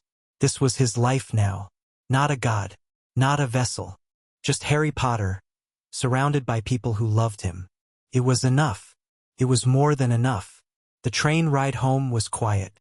Harry sat in a compartment with Ron, Hermione, and Daphne, watching the countryside roll past. In a few hours, he'd be at Grimmauld Place, starting a new life with Sirius. In a few months, he'd be back at Hogwarts, facing whatever challenges the next year brought. And somewhere out there, Voldemort was waiting, planning, preparing for the final confrontation that the prophecy promised. But that was future Harry's problem. Present Harry was content to sit with his friends, hold his girlfriend's hand, and enjoy the simple pleasure of being alive and human and free. "What are you thinking about?" Daphne asked. "The future, the past, everything and nothing." Harry smiled. "Mostly just how lucky I am." "Lucky?" Ron snorted. "Mate, you've been possessed by an ancient god, attacked by Voldemort twice, and forced to make choices that would break most adults. That's not lucky.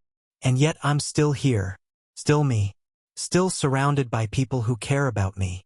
Harry shrugged. "That's luckier than most people get." Hermione leaned forward.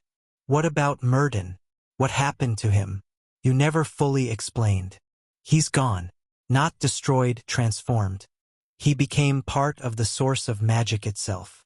Harry paused, remembering that final moment. He wanted to exist forever. "I gave him a way to do that without hurting anyone else." "You showed mercy to the thing that tried to consume you," Daphne said quietly. "That's either incredibly noble or incredibly stupid. Probably both."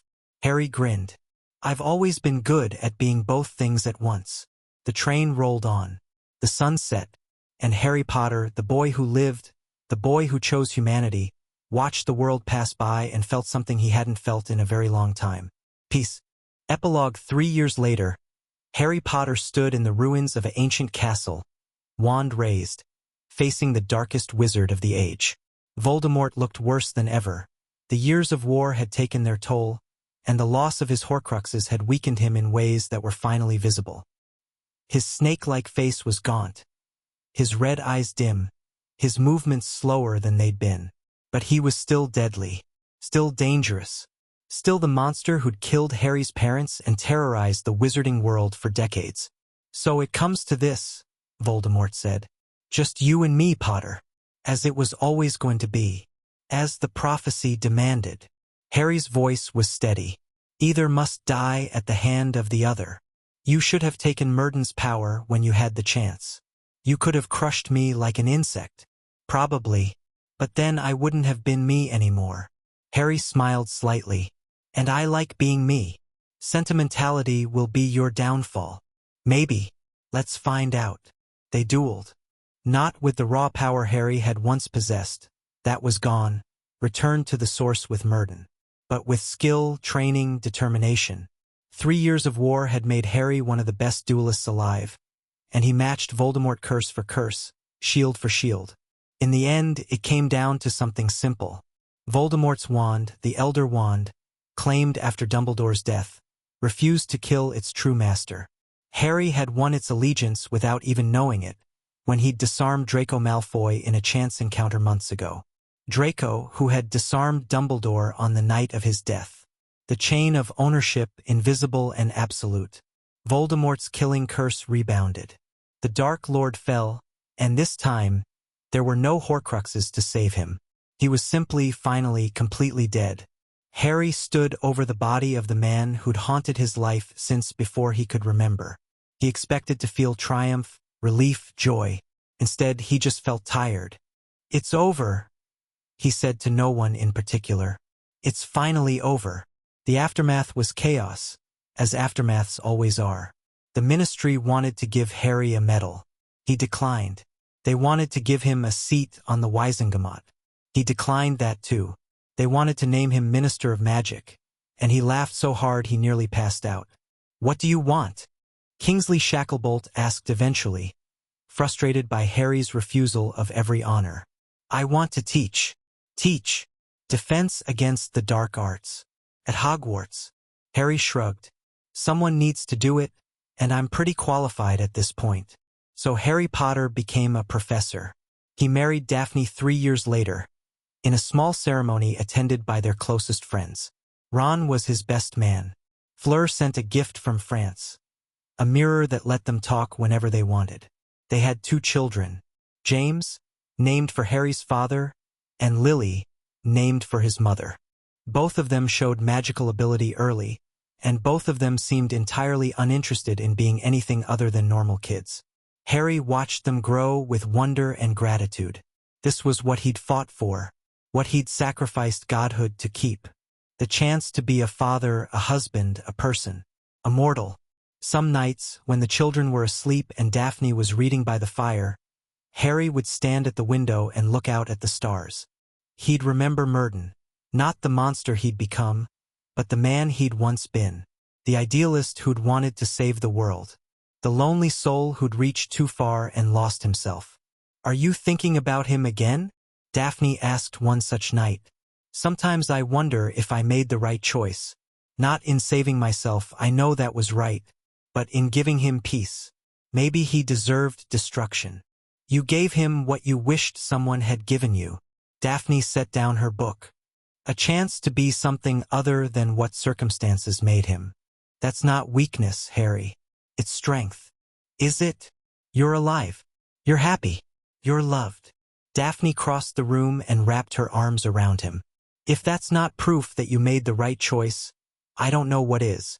Harry held her close, breathing in the scent of her hair, feeling the warmth of her body against his. She was right, of course. She usually was. He'd chosen mortality. He'd chosen love.